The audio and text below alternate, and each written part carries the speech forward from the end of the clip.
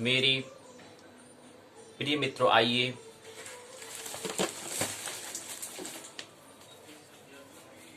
19 जनवरी 2021 भूमंच ज्योतिष पाठशाला बीजेपी स्वाध्याय दिवस 110 धन 19वां ज्योतिष के 19वें दिवस में, ज्योतिष पाठ के 19वें दिवस में आइए प्रवेश करें।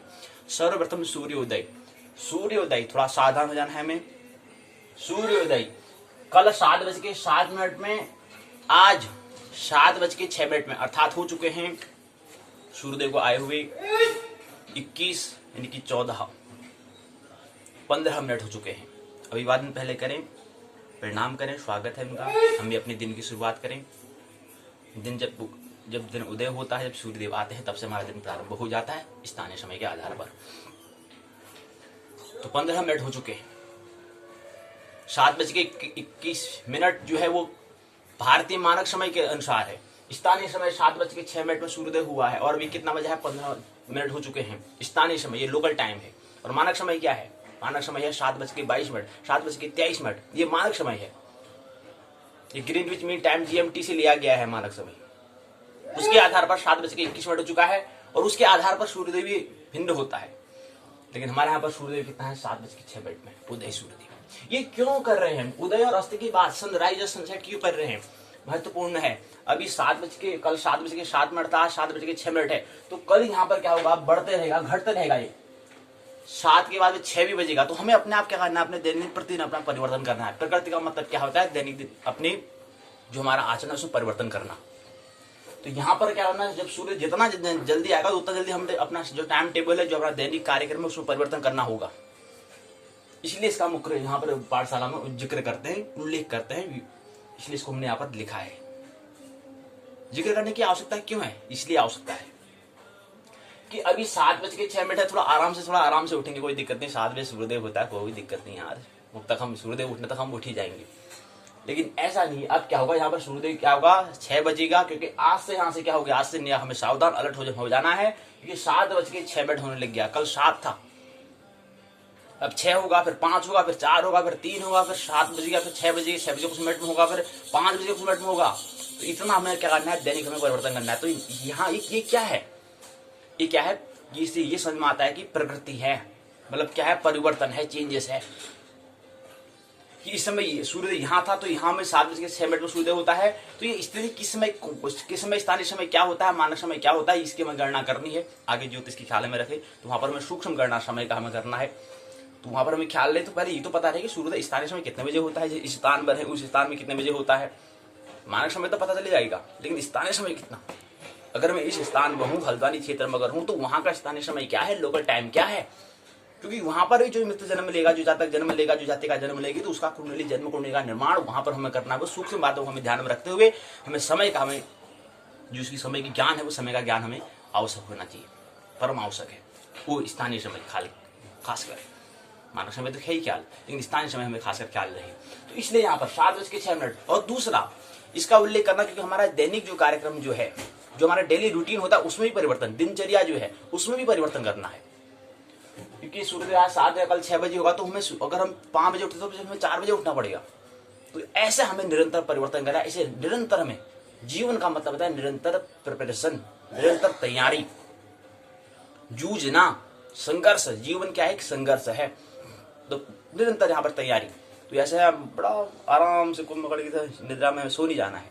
निरंतर अपने आप को क्या है, आगे जीवन में अपने आप को, व्यक्तित्व को विकास करने के लिए, अपने आप को विकसित करने के लिए, बुद्धत्व को प्राप्त करने के लिए, जो विकसित का जो अंतिम शिखर होता है वो बुद्धत्व होता है। वहां तक जब तक वो प्राप्त हो, जब तक वो मंजिल हमें मिल नहीं जाए, तब तक हमें रुक नहीं जाना है। निरंतर हमें संघर्ष करना है। और दूसरा हमने कहा व्यक्तित्व, पर्सनालिटी जो होता है, उसके लिए हमें 3 बातें ख्याल हमें रखनी होती हैं। पर्सनालिटी जो है, व्यक्तित्व जो हमारा होता है, वो हमारा समझ के आधार पर, हमारे अंडरस्टैंडिंग के आधार पर होता है। अब समझ क्या है, सूझ क्या है, सेंस क्या है? सूझ ये होता है कि आज तक हमने, इससे पहले जितने भी हमारे जीवन थे, कहते हैं कि 84 करोड़ योनियां होती हैं।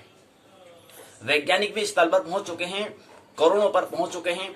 84 करोड़ योनियां जो हैं वो उतनी तो होंगी कि करोड़ों में संख्या जाने पहुंच गई है। एक दिन हो जाएगा 84 करोड़ तक पहुंच जाएं। लेकिन वैज्ञानिक भी इस तथ्य पर पहुंच गए हैं, इस तथ्य पर, ऑथेंटिक पर पहुंच गए हैं कि करोड़ों तो योनियां होती हैं। अब 84 को सिद्ध करना है उन्हें।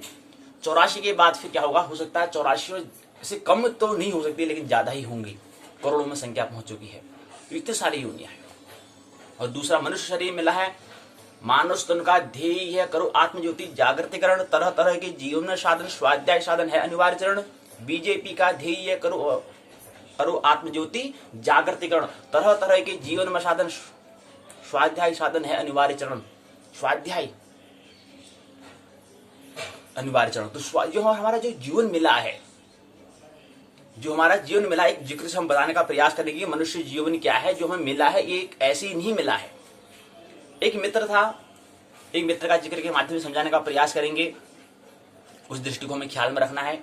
एक मित्र था, वो भजन कीर्तन इत्यादि इसमें कोई उसका मन नहीं था। जिसे आजकल हम देखते हैं कि आजकल जो हमारे नई पीढ़ी है उसको भजन कीर्तन में कोई रुचि नहीं है। तो उस जो मित्र है उनको भी रुचि नहीं थी। बुद्ध के समय के कालीन की बात है, उनको समय रुचि नहीं थी। लेकिन एकाएक क्या होता है, जिस दिन बुद्ध वहां जहां वो रहता था वहां से बुद्ध निकल रहे थे, तो वहां से एक दिन क्या होता है, उसको संन्यास की उनको एक ख्याल आता है उस मित्र को। हालांकि उसको कुछ भजन कीर्तन इत्यादि कोई रुचि नहीं है उसको, लेकिन एकाएक क्या होता है, सडनली अचानक से क्या होता है उसको, जैसे ही बुद्ध वहां से निकलते तो उनको भी लगता है कि यार मैं भी संन्यास्त हूं, मेरे को भी संन्यास्त हो जाना चाहिए। तो उतने बुद्ध कहते हैं कि वो मित्र बुद्ध से कहते हैं कि मेरे को कभी तो ख्याल आया नहीं संन्यास का, मेरे को यहाँ पर अध्यात्म की रुचि थी नहीं, लेकिन एकाएक ऐसा क्यों। तो बुद्ध ने करा, उनके सिर में हाथ रखा, देखा। अब बुद्ध क्या है, परम ज्योतिषी हैं, ख्याल रहे। तो उनने पूरे उसका पहले जीवन में क्या था, वो हाथी था। पिछले जन्म में वो हाथी था, पूरे जंगल में आग लग गई थी, वो हाथी और एक चूहा भी था। एक चूहा या एक खरगोश कहें, कुछ भी कहें, एक प्राणी जो चूहा था। तो चूहा क्या था, वो भी अपने प्राण बचाने के लिए, प्राण रक्षा करने के लिए हाथी जहां पर बैठा था, जहां पर हाथी है वहीं पर वो भी आ गया। लेकिन एक क्या था, हाथी का जो एक पैर में क्या था, कांटा चुभ गया था, इसलिए उन्हें उस हाथ को उसने ऊपर उठाया था। और वहीं पर चूहा जो था उसने वहीं पर उसको आसरा समझा, वहीं पर उसने सुरक्षा समझी, तो उसके नीचे वो आ गया।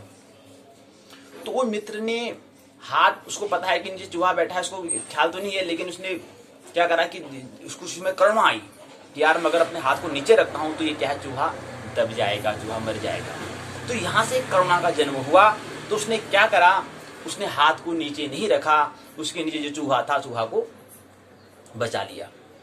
लेकिन क्या होता है, चूहा तो बच निकला, लेकिन हाथी जो है वो अपना पैर जो उसने रखा था, वो कभी उसको पैर को नीचे नहीं कर पाया। क्यों? क्योंकि जंगल में आग थी, हाथी मर चुका था, लेकिन उसने क्या करा, खरगोश को या चूहा को, जो भी था, चूहा को बचा लिया।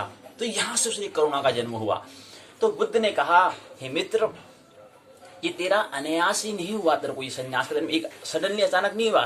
तूने पिछले जन्म में क्या किया था, पिछले जन्म में तूने करुणा दिखाई थी, और उसी करुणा का फल है तूने हाथ से तुरंत सडनली उसके बाद क्या मिला, आपको मनुष्य शरीर मिला। क्योंकि ख्याल रही, हम गौ माता की पूजा करते हैं तो गौ के बाद आगे शरीर जो आता है वो मनुष्य शरीर आता है, इसलिए हम गौ माता को पूजते हैं। ख्याल रहे, गौ माता के बाद हमारा शरीर, मनुष्य शरीर हमें मिलता है। एक वर्तुल है, एक पूरा क्या है, हमारा वर्तुल है, एक आरा है, एक पूरा हमारा एक चक्र है। तो उसमें हमारा एक क्रम में आता है कि मनुष्य अगर शरीर क्या है, गाय का शरीर मिल गया, उसको हमारा मनुष्य शरीर मिलेगा। तो ऐसे उन मित्र को कहा कि मित्र, आपको अनायास ही करुणा आई है। नहीं, करुणा उस समय आपके पिछले जन्म में आप हाथी थे, उस समय आपने खरगोश के प्रति आपने करुणा दिखाई थी, और वही करुणा का फल आपको क्या मिला, आज मनुष्य शरीर मिला, और आज आपको संन्यास्त होने की यहाँ पर जिज्ञासा हो रही है, मैं भी संन्यास्त हो जाऊं। तो कोई भी हमारे जो मनुष्य शरीर है ये ऐसा ही नहीं मिला है, इसमें पूरा सीक्वेंस, पूरी श्रृंखला, पूरी सीरीज यहाँ पर है, पूरा हमारे पिछले जन्म का जोड़ से जुड़ा हुआ है।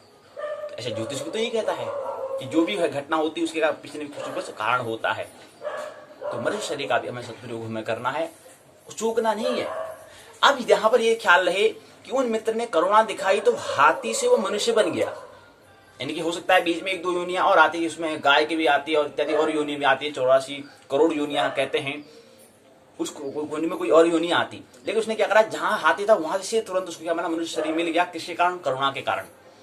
लेकिन ठीक इसके विपरीत भी हो चुका है, हो सकता है। हम मनुष्य शरीर मिल गया, कोई न कोई हमारा कुछ वजह से हमें मिल गया है, लेकिन इस मनुष्य शरीर से फिर हम नीचे से नीचे योनि भी हम प्रवेश, पशुवत योनि भी हम प्रवेश कर सकते हैं। वो हमारी तैयारी पर, वो हमारी करुणा पर, कि हमारी कैसी तैयारी हो रही है, हमारी कैसी प्रिपरेशन हो रही है। थोड़ा जागरूक अगर नहीं हुए तो फिर उससे हमारे पशु जो हमारे सबसे निम्न योनि है वहां तक हम पहुंच सकते हैं। क्यों?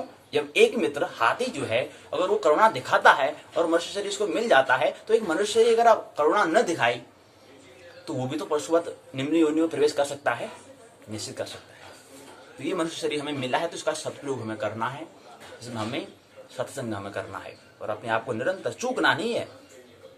चूक जाएंगे तो फिर वही हो जाएगा। इसलिए हमें क्या कहा है, निरंतर। तो यहीं पर हमें सीख यहाँ पर लेंगे कि प्रतिदिन सूर्योदय क्या है, निरंतर परिवर्तन होता है। कभी 7:07 में था तो आज 7:06 में हो रहा है, फिर 7:05 में होगा, फिर 4 में होगा, फिर 3 में होगा, फिर 2 में होगा, फिर 7 में होगा, फिर ऐसे निरंतर अपने आपको परिवर्तन करना। तो ऐसे हमारे दिनचर्या जो दैनिक हमारा कार्यक्रम है उसमें भी हमें परिवर्तन करना है।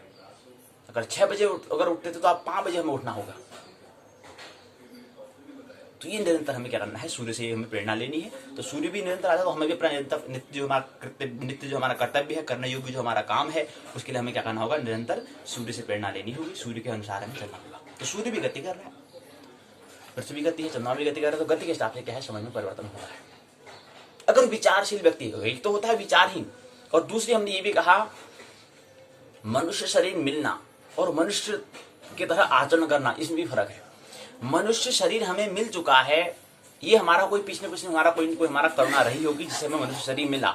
अब मनुष्य शरीर मिलने के बाद जो मनुष्य जो हमारा मानवता है, जो हमारा ह्यूमैनिटी, जो हमारा स्वभाव है, क्या उसको हम कर पा रहे हैं? क्या हम मनुष्य बन पाए? मनुष्य शरीर हमें मिल गया, परमात्मा की अनुकंपा, अनुग्रह, ग्रेटिट्यूड हमें होना चाहिए, आभारी उनका प्रकट करना चाहिए परमात्मा का, प्रभु का स्मरण उसी का नाम है, पूजा का नाम उसी का नाम है, प्रार्थना का नाम उसी का नाम है कि निरंतर अपना क्या हो, प्रतिदिन सुबह शाम क्या करें, प्रभु का स्मरण करके, हे प्रभु आपने हमें अवसर दिया, ये शरीर आपको दिया, इसलिए आपका आभारी। तो प्रभु स्मरण इसी को कहते हैं, इसी का नाम है प्रार्थना, इसी का नाम है उपासना, इसी का नाम है आराधना, इसी का नाम है भजन कीर्तन, यही है, कोई और नहीं। तो प्रभु का निरंतर हमें क्या करना है, स्मरण करना। तो मनुष्य शरीर मिला है तो मनुष्य तरह हम आचरण कर रहे हैं, मनुष्य का जो स्वभाव है वो स्वभाव को हम चल रहे हैं, इसका निरंतर हमें अब क्या करना है, स्वाध्याय करना। यही इसलिए हमने इसको ध्यान रखते हुए एक सूत्र में कहा, बीजेपी का ध्येय ये करो आत्मज्योति जागृतिकरण, तरह तरह के जीवन में साधन, स्वाध्याय साधन है अनिवार्य चरण। तरह तरह के किस्म के यहाँ के हैं साधन है, लेकिन सबसे पहले महत्वपूर्ण क्या होता है, स्वाध्याय होता है, सेल्फ स्टडी होता है, स्व यात्रा होती है। महत्वपूर्ण समय अपने आप को, मैं कौन हूं, मैं कहां से आता हूं, इसका पहले अध्याय करना। ये स्व अध्यात्म का मतलब भी होता है कि अपना, मतलब अध्यात्म मतलब क्या होता है, अध्यात्म मतलब अध्याय आत्मा का, उसका नाम बनता है अध्यात्म। और एक होता है अध्यावरण, ऐसा अध्याय जो आवरण मतलब बाहरी को हो, जो बाहर परत का हो, उसको हम अध्यावरण कहते हैं। और दोनों के योग से क्या बनता है, अस्तित्व बनता है। तो अस्तित्व बराबर अध्यात्म प्लस धन अध्यावरण। अब हमने कहा कि व्यक्तित्व के लिए हमें क्या करना पड़ता है, हमें 3 बातें ख्याल रखनी होती है, अथवा वैसे तो मूल 2 बातें ख्याल होती हैं। जैसे हमने कहा कि अस्तित्व बराबर अध्यात्म धन अध्यावरण। अब जो अध्यात्म है, अध्यात्म मतलब क्या, हमारा सेंस, हमारी समझ होती है, हमारी सेंस, हमारी समझ होती है। हमारा सेंस, हमारी समझ कैसी है, वो हमारे पिछले जन्मों के जितने जन्म हमने जो काम किए हैं उसका जो अनुभव है, उस अनुभव का नाम है समझ, उस अनुभव का नाम है सेंस, उसका नाम है सूझ, समझ, उसको हम कहेंगे अंडरस्टैंडिंग उसको हम कहेंगे, सेंस उसको हम कहते हैं। जो हमने जन्म तक हमने जो हमने अनुभव हमने प्राप्त किए हैं, ऐसे अनुभव को, ऐसे एक्सपीरियंस को हम कहेंगे सूझ, कहेंगे समझ कहेंगे। एक जन्म का जो हमने अभी जन्म मिला है, जन्म से लेकर के 21 वर्ष तक हमने जितना भी हमने जो काम किया, उससे जो हमें अनुभव मिला, तो ऐसे जो एक जो हमारा योनि है, इस योनि में जो हमने काम किया, उससे ऐसे अनुभूति और आचरण से किया गया उनके योग से जो बनता है वो अनुभव बनता है। यानी कि जो हमने कुछ आचरण किया होगा, कुछ काम किया होगा, कुछ कृत्य किए होंगे, साथ में हमें जब काम कर रहे होंगे उसके लिए जो हमें अनुभूति, कुछ फीलिंग भी हमने करी होगी, हमारा व्यवहार ही बना होगा, आचरण बना होगा और हमारी अनुभूति, कुछ फीलिंग बनी होगी। तो उन दोनों योग से हमारा क्या बनता है कि 21 साल में हमने जो उन दोनों का योग को हम क्या कहते हैं, अनुभव कहते हैं, एक्सपीरियंस कहते हैं, उसको हम अनुभव कहेंगे। लेकिन जन्म जन्मांतर अभी तक पिछले जन्म में जितने भी हमने कर्म किए, उसके योग का नाम क्या है, समझ है। तो ये दो बातें हमें ख्याल रखनी है, तब जाके हमारा व्यक्तित्व, हमारी पर्सनालिटी, हमारा चरित्र बनता है, कैरेक्टर बनता है। तो किसी का कैरेक्टर देखना है तो सबसे पहले महत्वपूर्ण देखो कि उसका अध्यात्म में रुचि है या नहीं। अध्यात्म में अर्थात उसका अगर अध्यात्म में रुचि है, इसका मतलब समझ उसके पास है, अंडरस्टैंडिंग है, सेंस उसके पास है, सूझ उसके पास है। अर्थात इसका मतलब क्या है, उसको ख्याल है, केंद्र का ख्याल है, ध्रुव का ख्याल है। दूसरा उसका एक तल पर देखेंगे कि समझ के उसका अध्यात्म तल पर रुचि है नहीं, पता चल जाएगा। दूसरा होता है अनुभव, अर्थात आचरण और अनुभूति, कि उसने कुछ अनुभूति की, प्रेम की अनुभूति, ध्यान की अनुभूति, अलग अलग तरह की अनुभूति होती है, किस तरह पर उसने अनुभूति कुछ की, मतलब क्या अनुभूति की, क्या फीलिंग उसने करा। और दूसरा होता है आचरण, अर्थात व्यवहार में क्या लाया, उसके आधार पर, इन दोनों के आधार पर, अर्थात समझ और अनुभव के आधार पर हम व्यक्ति का व्यक्तित्व देख सकते हैं कि उसका व्यक्तित्व कैसा है, उसका जीवन में आगे विकास हो पाएगा नहीं हो पाएगा, या उसका जीवन कैसा है, ये जो मैं इसको बात बताऊंगा ये मेरी बात को समझ पाएगा नहीं समझ पाएगा, इसकी योग्यता क्या है, इसकी एलिजिबिलिटी क्या है, योग्य है नहीं, इस बात के योग्य है या नहीं। उसके लिए पहले क्या करना पड़ता है, उसका मनस तल को, उसके तल को पहले उसको देखें, उसकी समझ देखें, उसका समझ के तल क्या है, समझ तो होगी लेकिन समझ का तल क्या है वो हमें देखना है। तो उसका अनुभव देखना है, अनुभव अर्थात अनुभूति और आचरण उसको देखना है, क्लियर होगा। तो ये बात हमें ख्याल में रखनी है।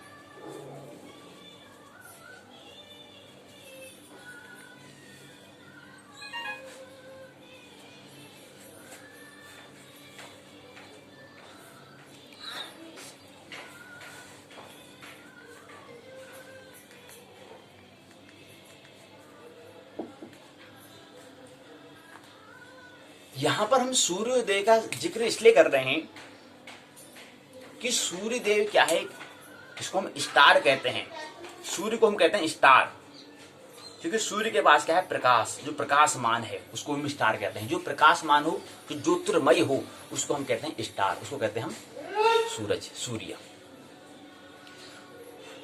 अब सूरज के आधार पर हमारा दिन भी क्या होता है, प्रारंभ होता है। तो सूर्य कितने बजे उदय होता है तो वहां से हमारा दिन प्रारंभ होता है। तो उस दिन, और कोई भी काम हम दिन में करते हैं, और दिन का कोई भी काम दिन में करते हैं, और शाम को, रात को तो विश्राम करते हैं, विश्राम का समय होता है। तो दिन का हमें कितना समय मिल रहा है, उसमें अपना काम हमें पूर्ण कर लेना होता है। उतना समय मिलेगा तो उसमें मेरे को क्या क्या काम करना है, उसकी तैयारी के बारे में, उसकी प्रिपरेशन के लिए हमें ख्याल रहे कि सूर्योदय इतने बजे हो गया और अस्त इतने बजे होगा, 36 मिनट का समय हो चुका है, 34 मिनट का समय हो चुका है, सूर्योदय को आधे घंटे से ऊपर हो गया, क्या करा। तो अपना, क्योंकि समय जा रहा है ना, समय के मतलब जो विचारशील व्यक्ति के लिए समय की बात करेगा, टाइम के काल की बात करेगा। अब जो विचारहीन हो तो समय की भी बात है, समय से क्या लेना देना। जैसे बच्चों का वो भी विचारहीन है, कोई मतलब नहीं समय से।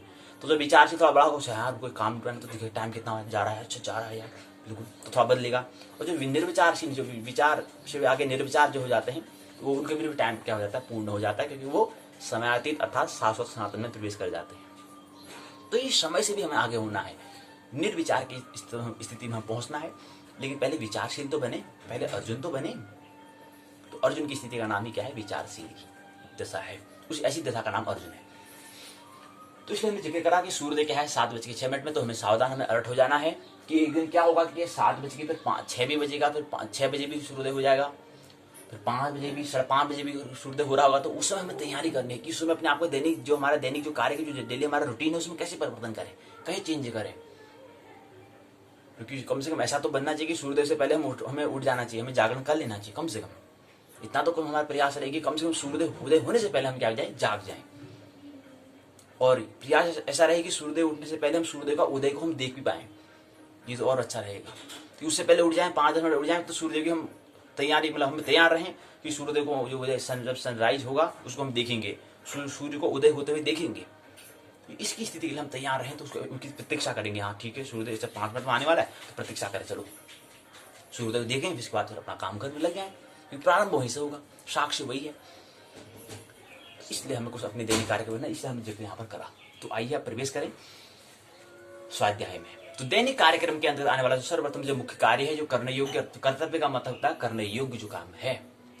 तो पहला दैनिक कार्यक्रम में आने वाला जो प्रमुख कार्य है स्वाध्याय। आइए स्वाध्याय में प्रवेश करें। जानते हैं पाठशाला के 2 भाग, पहले भाग को हम कहते हैं पाठ्यचर्या प्रश्नोत्तर चर्चा, दूसरे भाग को कहते हैं पाठ्यक्रम पाठ्य चर्चा हम कहते हैं। 19वें दिवस में आप प्रवेश कर रहे हैं 19वें दिवस के यहाँ पर 36 मिनट हो चुके हैं। 19वें दिवस की हम बात कर रहे हैं, 36वें दिवस में प्रवेश कर चुके हैं। अब थोड़ा हमें यहाँ पर भी ये समझ हमें रखना चाहिए कि हम जो समय देखते हैं वो समय देखने का हमें तरीका भी अभी नहीं आता है। जैसे हमने कहा कि 7:06 में सूर्योदय हुआ, 7:40 हो चुका है मानक समय के आधार पर, तो 7:40 जो हम कह रहे हैं इसमें हमने 7:06 को हमने घटाया,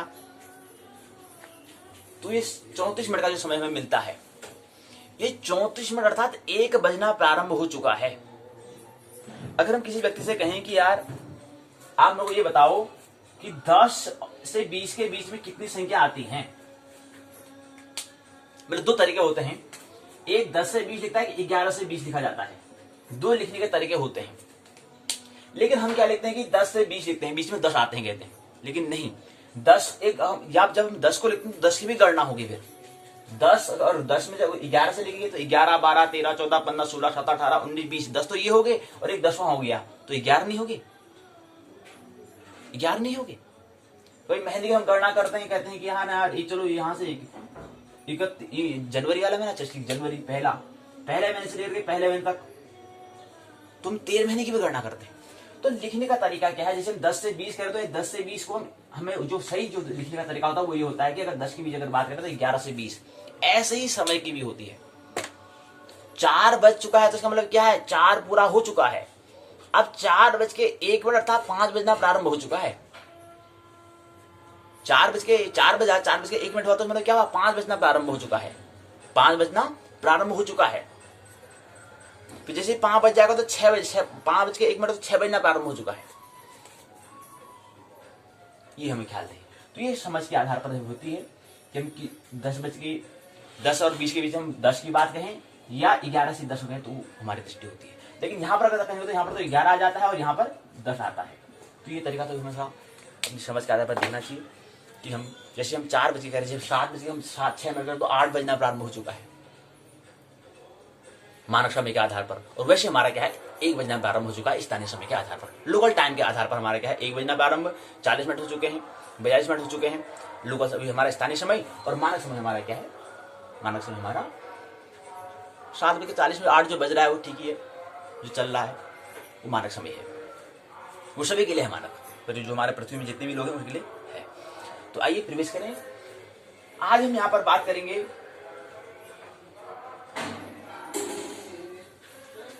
स्नातक द्वितीय वर्ष में हम प्रवेश कर रहे हैं यूओयू उत्तराखंड मुक्त विश्वविद्यालय के स्नातक द्वितीय वर्ष में ज्योतिष के 19वें दिवस में प्रवेश कर रहे हैं। इसको व्यक्त करने का तरीका यूओयू का JY 202 उस पुस्तक का दूसरी पुस्तक जो है स्नातक द्वितीय वर्ष की जो द्वितीय पुस्तक जो है 2 प्रश्न पत्र हैं। पहले प्रश्न पत्र हमने चर्चा कर ली है, द्वितीय प्रश्न पत्र हम चर्चा कर रहे हैं, उसका नाम है उस पुस्तक का नाम शीर्षक है मुहूर्त विचार। उसके अंदर पहले खंड को हम समझ रहे हैं। पहले खंड है मुहूर्त स्कंद। पहले खंड में हमने कहा कि 5 इकाइयां हैं, और इस दूसरे प्रश्न पत्र में मुहूर्त विचार में भी क्या है 20 इकाइयां हैं जो 4 खंडों के अंतर्गत रखी गई हैं। 5 को 20, प्रत्येक खंड में 4-4 इकाइयां हैं। इस तरह क्या है 20 इकाइयां, कुल इकाइयां क्या है 20 हैं। चूंकि अभी हम पहले प्रथम खंड में प्रवेश किए हुए हैं तो उस खंड का नाम है मुहूर्त स्कंद। इसमें हमने पहले दिन में हमने पहली और दूसरी इकाई पर हमने चर्चा की। पहले दिन हमने जो पहली जो इकाई थी वो मुहूर्त परिचय, मुहूर्त स्कंद नाम जो पहला खंड है उसके अंदर पहली इकाई हमने मुहूर्त परिचय को समझा। उसके बाद द्वितीय इकाई में हम प्रवेश किए, साथ ही साथ दोनों एक दिन हमने लिया। लेकिन पहले दिन जो हमारा 17 जनवरी 2021 को हमने क्या करा कि मुहूर्त परिचय जो हमारा पहला इकाई उसको समझा, साथ ही साथ दूसरी इकाई को भी हमने समझा जिसमें पक्ष था, मास था, ऋतु था, अयन था और गोल पर हमने विचार किया।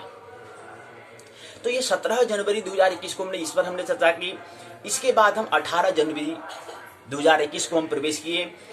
मुहूर्त स्कंद नामक जो पहला खंड है उसके अंतर्गत तृतीय और चतुर्थ इकाई पर हम प्रवेश किए, अर्थात कल की हम बात कर रहे हैं। कल की पाठशाला में हमने समझा। तीसरी इकाई में हमने तिथि और वार को हमने समझा। यानी कि कल की पाठशाला में हमने पंचांग जो 5 अंग हैं उस पर हमने चर्चा करना प्रारंभ कर दिया है। 5 अंग कौन कौन से होते हैं? पहला तिथि, दूसरा वार, तीसरा नक्षत्र, चौथा योग, 5वां कर्ण होता है जो प्रमुख होता है। और भी होते हैं पंचांग में, लेकिन प्रमुख क्या होते हैं? 5 होते हैं, इसलिए उसका नाम पंचांग कहा। वैसे जयंती होता है उसका नाम, पतला उसको बोलते हैं। तो उसमें बहुत कुछ होता है, लेकिन पंचांग मतलब 5 की मुख्य बात करते हैं। 5 का भी हम समझ रहे हैं तो हम थोड़ा समय काल को समझ रहे हैं, उसको समझते हैं एकदम समझ लेंगे। तारे की बाकी ज्योतिष में तो और भी और सूक्ष्म बातें होती, और भी बातें ख्याल रखनी होती है, लेकिन आम जन के लिए पंचांग में 5 चीजें ख्याल उसको रहनी चाहिए। तिथि, वार, नक्षत्र, योग, करण। तो इसमें हमने पहले कल की पाठशाला में तीसरी और चौथी इकाई में तिथि और वार को पहले तीसरी इकाई में हमने समझा, उसके विवेचन हमने की। उसके बाद हमने चौथी इकाई में नक्षत्र के बारे में समझा, नक्षत्र के बारे में हमने समझा, और उसके बाद हमने आज नक्षत्र विचार किया। आज की इकाई में हम शेष 2 पंचांग के 2 अंग जो और रह जाते हैं, योगाकरण, उसको आज की पाठशाला में अंतिम प्रथम खंड अर्थात इस मुहूर्त स्कंद नाम जो पहला खंड है, उसके अंतर्गत अंतिम जो इकाई 5वीं इकाई है योग करण पर हम विचार आज करेंगे। तो आज की पाठशाला में हमें क्या करना है, इकाई 5वीं में योग करण पर निर्णय को हम समझेंगे। उससे पहले एक काम महत्वपूर्ण समझ लें कि सत्रीय कार्य जो है वो 20 पूर्णांक का होता है। इस पर हमें तैयारी करना प्रारंभ करेंगे कि इस बार सत्रीय कार्य क्या होगा। उसमें हमें प्रश्न हमें लिखित नहीं हमें करना होगा, हमें एक रिटन एग्जाम हमें लिखित एग्जाम हमें देना होगा, जहां पर बहुविकल्पी प्रश्न होंगे, उसकी भी तैयारी हमें करनी। तो छोटे छोटे प्रश्न तैयार हमें करने होंगे। तो इसके लिए हमें क्या करना होगा कि हमें 20 प्रश्न पूछे जाते तो हमें 100 प्रश्नों की तैयारी हमें करनी होगी। कहने का मतलब यह है कि इसके अंदर जो 20 इकाइयां दी गई हैं, जो 4 खंडों में रखे गए हैं, उससे हमें क्या करने हैं, 100 छोटे प्रश्न भी हमें तैयार करने हैं। ऐसे ही पहले प्रश्न पत्र जो हमारा था फलित ज्योतिष के, जो हम जैसे फलित ज्योतिष के बारे सिद्धांत के बारे में समझ रहे थे कि जो हमारा जातक शास्त्र और उसके फलादि सिद्धांत जो नाम जो पहला जो प्रश्न पत्र था, स्नातक द्वितीय वर्ष का जो पहला प्रश्न पत्र था कि जातक शास्त्र और फलादेश के सिद्धांत, वहां से भी हमें क्या करना है, वहां की भी सत्र कार्य तैयारी करनी है, क्योंकि फरवरी के महीने में हमारा असाइनमेंट आ जाएगा। वो तो वहां पर तैयार गुरु जी कर ही रहे हैं, तो उसकी भी हमें तैयारी करनी। तो हम अगर फरवरी में आता तो फरवरी के महीने हम तैयारी कर लेंगे, मार्च के महीने भी हम भी देना प्रारंभ कर देंगे। तो मार्च के महीने या अप्रैल के महीने में हम देना प्रारंभ कर देंगे, क्योंकि अप्रैल तक लास्ट समय होगा। उसके बाद फिर मई और जून, फिर जून में परीक्षा आ जाएगी, परीक्षा होगी। कहते हैं कि जून या जुलाई में, लेकिन हम जून लेकर चल रहे हैं तो जून में परीक्षा हो जाएगी। तो उसका भी हमें ख्याल रखना कि जो 20 पूर्णांक जो आता है वो सत्र कार्य जो होता है उसको भी हम इसमें तैयारी करनी है। अभी से तैयारी करना प्रारंभ कर देते हैं। तो यहाँ से 100 क्वेश्चन हमें तैयार करने हैं। तो 100 में से क्या होगा, 20 हमारे अंक, हम 20 क्वेश्चन हमें पूछे जाएंगे। 20 इकाइयों में से हमें केवल ऐसा समझेंगे कि जो 20 प्रश्न हम जो पूछे जा रहे हैं वो ऐसा हो सकता है कि जो 20 इकाइयां उनमें से एक प्रश्न ले लिया जाए, या तो ऐसा हो सकता है या वो कहीं से भी, आप 20 इकाइयों में से कहीं से भी प्रश्न 20 प्रश्न पूछे जा सकते हैं। वो हमारा 20 अंक का जो सत्र कार्य 20 अंक होंगे, लेकिन वो छोटे मतलब बहुविकल्प होंगे, मल्टी चॉइस वाले हमारे क्वेश्चन होंगे। तो 4 में से कोई एक जो यहाँ पर बीच में भी आता रहता है, जो यहाँ पर बोध प्रश्न कहते हैं, वहां पर इस तरह से प्रश्न पूछे जाएंगे। अभी जो बोध प्रश्न समझेंगे यहाँ पर, तो इस तरह से प्रश्न सत्र कार्य में पूछे जाते हैं। तो इस हिसाब से क्या करना है कि सत्र कार्य के लिए हमें JY 201, JY 202, ऐसे ही संस्कृत लिटरेचर जो है SL 201, 202, ऐसे ही साइकोलॉजी PSY 201, 202, उसकी भी हमें तैयारी करनी है। सत्र कार्य के बारे में, तो इसके बारे में करना है। रणनीति उसके बारे में, सत्र कार्य के बारे में अभी से रणनीति हमें कर लेनी है, कैसे 100 क्वेश्चन हमें तैयार कहाँ से करने हैं। और 20 पंचे 100, अगर एक इकाई में से अगर हम 5 प्रश्न भी अगर हम तैयार करते हैं, एक इकाई से 5 प्रश्न भी तैयार करते हैं, तो 20 पंचे 100, ऐसे 100 प्रश्न हमारे तैयार हो जाएंगे। और 100 में से क्या होंगे, कोई 20 अंक हमारे 20 प्रश्न पूछे जाएंगे, और 20 प्रश्न 100 में से कहीं से कोई प्रश्न आ जाएगा। तो इस तरह से हमें सत्र कार्य असाइनमेंट का भी हमें तैयार कर रखना है। वो कभी भी आ सकता है, फरवरी के महीने में आएगा। ये जनवरी तो आज 19 जनवरी 2021 हो गया, तो 19 का महीना जाएगा ही, फरवरी में आ जाएगा। तो फरवरी का पूरा महीना उनको मिलेगा समय हमें, फिर मार्च जब हम उसको देना प्रारंभ कर देंगे। सत्र कार्य क्या होगा, 20 अंक का होगा, वो आधे घंटे का समय मिलेगा। उस आधे घंटे में हमें क्या करना है, 20 प्रश्न का हमें देने हैं।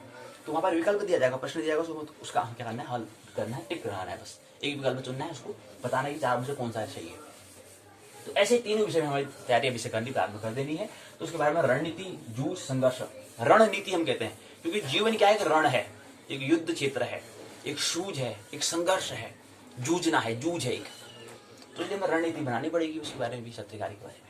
तो आइए, तो 5वां जो मुख्य प्रसंग है, जो मुख्य टॉपिक जो है, मेन टॉपिक है, उसमें आइए प्रवेश करें।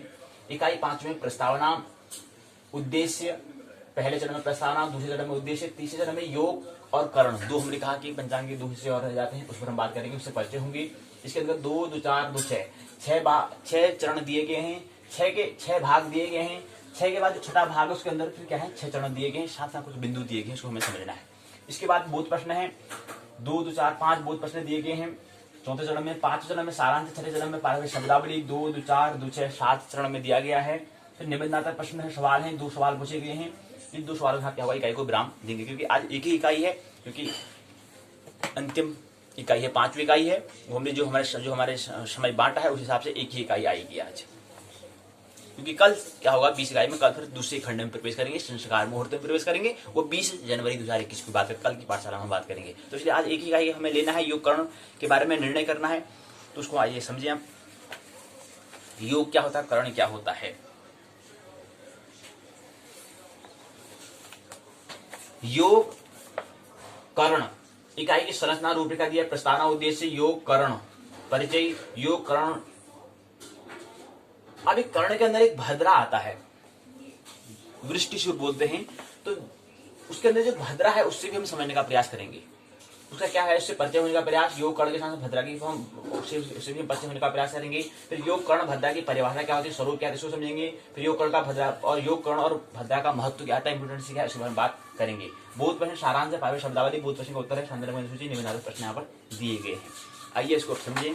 इसके अंदर इकाई की संरचना जो यही है, इसके अंदर क्या दिया गया है, इसके अंदर प्रस्तावना दी गई है। योग की उत्पत्ति क्या होती है, योग की उत्पत्ति नक्षत्र से होती है, कर्ण की उत्पत्ति तिथि से होती है। तो नक्षत्र की उत्पत्ति कहां से हो रही है, मैंने योग की उत्पत्ति जो है नक्षत्रों से होती है, और नक्षत्र क्या है, तारों का समूह है। जैसे मैंने कहा कि पुष्य नक्षत्र जो उसमें 3 तारे होते हैं, 3 स्टार होते हैं, और उसका आकृति कैसे होती है, बाण की तरह होती है। तो तारे ऐसे लगे, उनकी आकृति ऐसे बनेगी जैसे बाण हो। तो पुष्य नक्षत्र जो है 8वें नंबर का जो नक्षत्र है, उसमें कितने तारे आते हैं, 3 तारे आते हैं, और उसकी आकृति कैसे बनती है, बाण की तरह आकृति बनती है, ये हमें ख्याल रहे। ऐसे अन्य 27 नक्षत्र हैं, उनके भी क्या है, उसके अंदर भी तारे आते हैं। वो तारे कितने आते हैं उसका हमें ख्याल रखना है, लेकिन तारे का समूह ही नक्षत्र कहते हैं, ये हमें ख्याल रहे। तो नक्षत्र और योग की उत्पत्ति कहां से, योग का मतलब क्या है, योग का मतलब मिलन, जहां पर जो चीज मिलते, जहां पर जोड़ हो, उसी को हम कहते हैं योग। तो योग की उत्पत्ति नक्षत्रों से होती है, और नक्षत्र कितने हैं, 27। तो योग कितने होंगे, 27 होंगे। सीधी सी बात है, सीधा सा गणित है।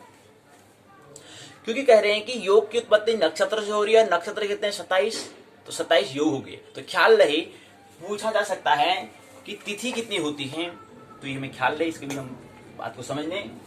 तिथि जो होती है वो 30 तिथि होती है, तिथि जो होती है वो 30 तिथि होती है। वार जो होते हैं वो 7 होते हैं, हमें ख्याल रहे। तिथि जो होती है, हमने कहा प्रतिपदा, द्वितीया, तृतीया, चतुर्थी, पंचमी, षष्ठी, सप्तमी, अष्टमी, नवमी, दशमी, एकादश, द्वादशी, त्रयोदशी, चतुर्दशी, पूर्णिमा, फिर प्रतिपदा, द्वितीया, तृतीया, चतुर्थी, पंचमी, षष्ठी, सप्तमी, अष्टमी, नवमी, दशमी, एकादशी, द्वादश, त्रयोदशी, चतुर्दशी, फिर क्या आ जाएगी, अमावस्या। तो इस आधार पर क्या है, 30 तिथियां होती है, हमने कहा। फिर आता है नक्षत्र, नक्षत्र होते हैं 27।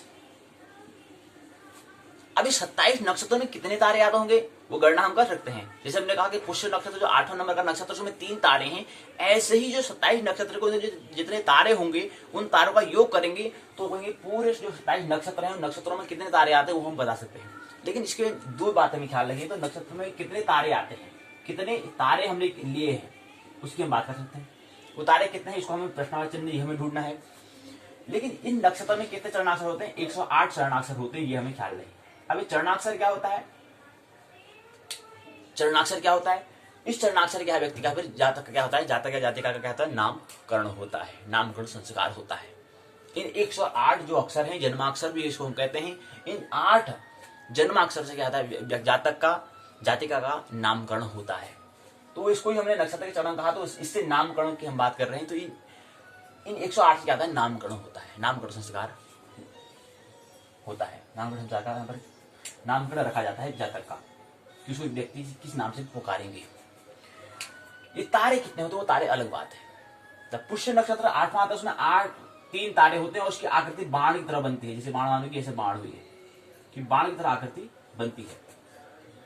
इनकी एक तारा यहां पर होगा, 1-2 तारे ऐसे होंगे, तो बाण की तरह आकृति बनती है।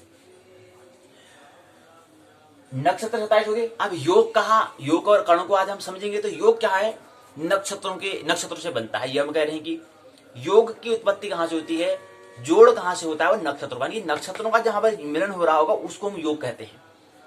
नक्षत्रों का जहां पर जोड़ हो रहा होगा उसको क्या कहेंगे, हम योग कहेंगे। तो योग कितने होंगे, क्योंकि 27 नक्षत्र, 27 योग बनेंगे, तो इसलिए कहेंगे कि योग कितने होते हैं, 27 होते हैं। अब आता है कर्ण, कर्ण कितने होते हैं, कर्ण होते हैं 7। ये क्रम हमें याद रखें। तो पंचांग में मुख्य बातें ये होती हैं, तो ये हमें ख्याल रहना चाहिए। आइए समझे। तो बताया। और कर्ण की उत्पत्ति होती है तिथि से, ख्याल रहे। और कर्ण की उत्पत्ति कहां से होती है? तिथि से होती है।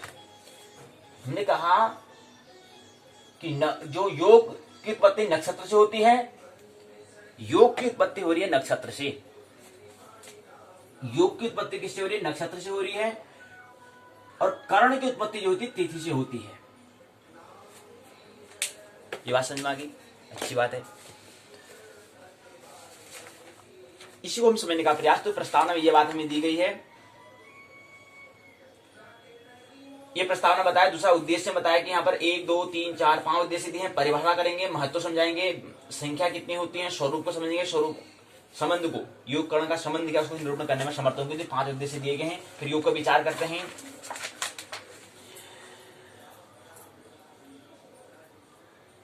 कह रहे हैं कि सूर्य और चंद्रमा की गति का योग जब एक नक्षत्र तुल्य होता है तब एक योग की उत्पत्ति हो जाती है।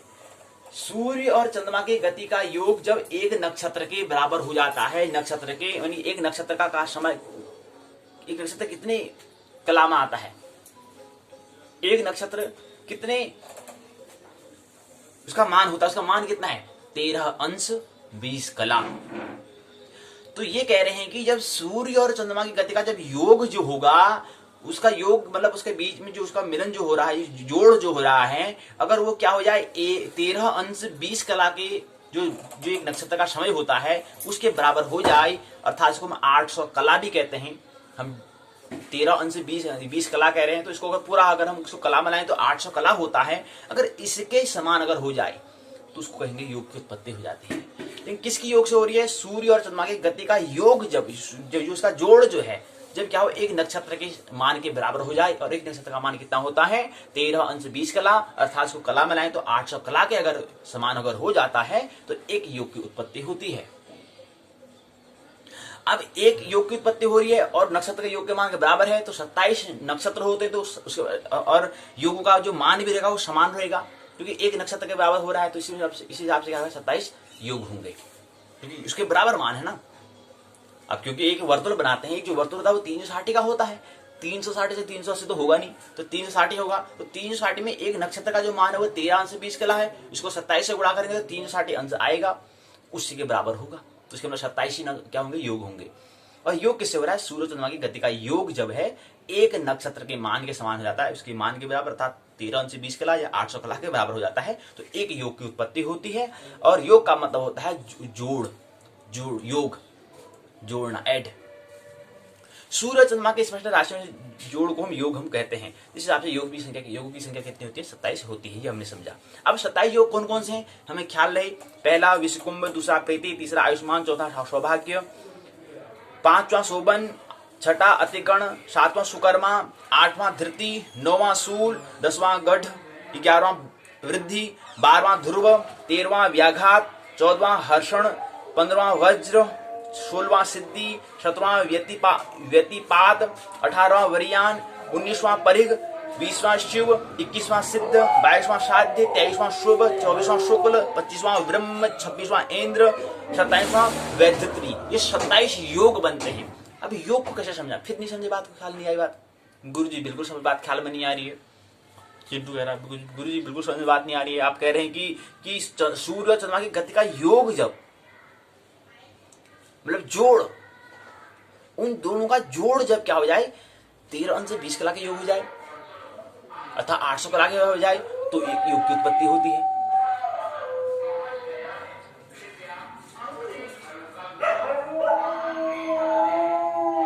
मतलब कह रहे हैं कि सूर्य और चंद्रमा की गति, ये बात पहले समझे कि सूर्य भी गति में है, गति कर रहा है, मोशन में है, और चंद्रमा भी क्या है? मोशन में है। ये बात तो ख्याल में आ चुकी है। अब ये कह रहे हैं समझो, थोड़ा कल्पना करो, क्योंकि ये बात तो कह दी है, लेकिन बात जब तक ख्याल में नहीं तो आगे बढ़ने से कोई फायदा है नहीं, कुछ लाभ है नहीं। अब ये समझिए, जो हम अपना कल्पना, हमें जो बात समझ में आ रही है चिंटू को समझाने के लिए, कि जैसे समझो कि सूर्य क्या है? बढ़ रहा है, मतलब गति कर रहा है। गति कर रहा मतलब क्या है? पूर्व से पश्चिम की दिशा में गति कर रहे हैं। ऐसे चंद्रमा भी गति कर रहा है। तो समझिए कि सूर्य यहां से लेकर के यहां तक, मतलब यहां से लेकर के यहां तक गति करता है, चंद्रमा भी यहां से लेकर यहां तक गति करता है। तो ये कहीं पर इनका जहां तक गति करी। अब ये जो सूर्य ने गति करा, ये चंद्रमा ने जो गति करी, समझिए कि चंद्रमा ने 10 करा और सूर्य ने करा 15। तो इन दोनों का जो योग आया 10 और 15 25 हो गया। तो समझो कि 25 मिले वो 20 अंश मान है। अगर हम नक्षत्र के मान से लें कि कहें कि चंद्रमा ने क्या करा 30 अंश 20 कला करा और सूर्य ने 10 अंश करा, तो 10 अंश और 30 अंश 20 कला को जोड़ते तो 13 अंश 20 कला हो जाता है। ये क्या हुआ, एक नक्षत्र के बराबर मान के बराबर हो, यही योग कहलाया। इसको क्या कहा, योग कहा। तो ये कह रहे हैं कि सूर्य और चंद्रमा की गति का योग जब होता है, तो योग जब होगा कि नक्षत्र के मान एक नक्षत्र के मान के बराबर हो जाए, और एक नक्षत्र का मान कितना होता है 800 कला होता है। एक कला में मान है, अगर इसको अंश में तो 13 अंश 20 कला के बराबर होता है। तो ये कहेगा एक योग की होती है। बाकी क्रम से 27 नक्षत्र मैंने बताए, तो 27 नक्षत्र के 8 पद लगा रहे 27 योग बताए। पहले हमने योग की उत्पत्ति नक्षत्र के मान से, उसके मान के बराबर कहा कि योग की उत्पत्ति नक्षत्र से होती है और कर्ण की उत्पत्ति क्या होती है, तिथि से होती है। तो ये हमने समझ लिया। अब इसी क्रम को आगे बढ़ाते हुए कहते हैं कि मुहूर्त जगत में योग की 2 श्रेणियां होती हैं कि नैसर्गिक तात्कालिक होती है। अब इसी क्रम में जो 27 हम योग बता रहे हैं उसमें शुभ और अशुभ होता है। और लेकिन ख्याल रहे ज्योतिष को अध्यात्म अगर बनाना है तो शुभ और अशुभ से भी बाहर जाना पड़ेगा। अगर विज्ञान बनाना तो शुभ और अशुभ हम रहेंगे, लेकिन कौन सा शुभ है कौन सा अशुभ है। लेकिन अगर अध्यात्म अगर बनाना है, ज्योतिष को स्पिरिचुअल अगर बनाना है, तो वहां पर शुभ और अशुभ से हटना होगा, उससे ऊपर उठना होगा। कहने का मतलब है शुभ और अशुभ की यहाँ पर गिनती फिर गणना नहीं होगी। क्योंकि किसी व्यक्ति पर क्या है, कोई योग हम बता रहे तो कहीं ना कहीं उसमें अच्छाई होगी, कहीं ना कहीं बुराई होगी, कहीं ना कहीं शैतान भी होगा, कहीं ना कहीं इंसान भी होगा, लेकिन कहीं ना कहीं उसमें भगवान भी होता है। इसलिए हमें ख्याल रहे तो उस भगवान का, उस प्रभु का स्मरण भी हमें रहे। तो शुभ और अशुभ की बात हमें नहीं करनी, विज्ञान से आगे ज्योतिष को ले जाना है आध्यात्मिक की ओर। तो विज्ञान में हम कहेंगे शुभ अशुभ, ठीक है, कौन सा योग अच्छा शुभ अच्छा। अब यहाँ पर दिया गया है जैसे बता रहे हैं कि बता रहे हैं कि विषु कुंभ हो गया, वज्र हो गया, गण हो गया, अतिगण हो गया, व्याघात हो गया, सूर हो गया, वैधित्री हो गया, व्यतिपात हो गया, परे हो गया। ये 9 योग जो है क्या होते हैं, अशुभ होते हैं। आप क्या कर लोगे, कोई व्यक्ति क्या है वैधित्री योग में अगर जन्म लेता है तो क्या उसका अशुभ हो जाएगा इसलिए। और दूसरा बताते हैं शेष जो योग है वो शुभ होते हैं। ऐसा कोई व्यक्ति शुभ हो जाता तो फिर शुभ हो जाएगा वो। तो शुभ और अशुभ क्या है, प्रकृति के 2 ही गुण होते हैं, लेकिन तीसरा गुण का भी ख्याल रहे। तो विज्ञान के लिए 2 गुण कहेंगे, हाँ यार अच्छा ठीक है यार शुभ ठीक है, अच्छा शुभ है यार। ये तो अब कोई व्यक्ति क्या है अगर उसने अशुभ मिल जाएगा, यार मैं तो अशुभ मिल यार, मैं तो भाग्य ऐसा ही है। तो ये चीज नहीं, शुभ अशुभ से हमें आगे शुभ उसके आगे भी कुछ होता है।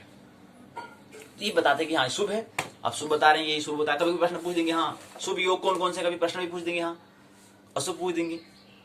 तो ये कुछ सवाल थोड़ा है। हम अगर हमारी स्थिति है तो हम शुभ अशुभ की अगर हम अच्छा बुरी में अगर हम टिके रहेंगे तो हम शुभ अशुभ की बात करते हैं। लेकिन हमारा स्वभाव क्या है, शुभ अशुभ से उठना।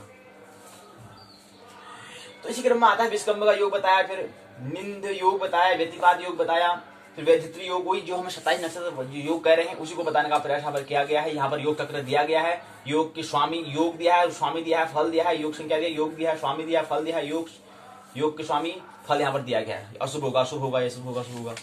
अशुभ शुभ से क्या करना है, हमें तो काम करने से मतलब है, कर्म करने से। शुभ अशुभ तो बात की बात है। इसी हिसाब से अंतर्योग के बारे में, योग की उत्पत्ति कैसे होती है उसके बारे में यहाँ पर बताया है कि क्या है, पुष्य नक्षत्र से वर्तमान सूर्यादिष्ट नक्षत्र पर्यंत, श्रवण से चंद्रादिष्ट नक्षत्र पर्यंत की संख्या योग करके तो 27 के भाग देने पर जो बचे उसे विश्व कुंभ कहेंगे। योग की गणना हम करते हैं, बताने का प्रयास यहाँ पर किया गया है कि कुल दोनों।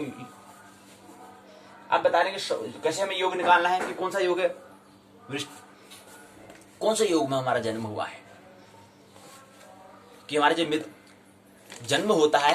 अब हम पूछते ना कि हमारा जन्म कब होता है, कौन से हमारा, जैसे हमने कहा कि पुष्य नक्षत्र हमारा जन्म होता है, ऐसे योग भी तो होगा कुछ हमारा उसमें। तो योग कौन सा था हमारा, उसमें कौन से योग में हमने जन्म लिया, कुछ हिसाब किताब है कुछ, कौन से युग में हमने जन्म लिया। तिथिवार नक्षत्र योग कर्ण कहते हैं। पंचांग के जो 5 हिस्से होते हैं, कुछ पूछ ले कि आपका नक्षत्र कौन सा है, कौन से नक्षत्र में आपने जन्म लिया, कौन से योग में आपने जन्म लिया। अगर कोई आपसे सवाल करें तो इसका कुछ सवाल का जवाब है, कौन से योग में आपने जन्म लिया, कौन से कर्ण में आपने जन्म लिया, ऐसा प्रश्न भी हो सकता है। तो एक मित्र का जातक का हम जिक्र बता रहे हैं कि इनका जन्म जो हुआ है पुष्य नक्षत्र में हुआ है, सिद्धि योग में हुआ है। ये हमने कहा ना पंचांग होता है, तो यहाँ पर इसको दिखाने का हम प्रयास करेंगे। तिथि चतुर्दशी में हुआ है, वार मंगलवार है, नक्षत्र पुष्य है, योग सिद्धि है, कर्ण वृष्टि अर्थात भद्रा की हम बात करते थे ना, भद्रा का विचार करेंगे। तो कर्ण क्या है? भद्रा है। और योग क्या है? सिद्धि योग है। अर्थात कौन से क्रम में आता है सिद्धि योग?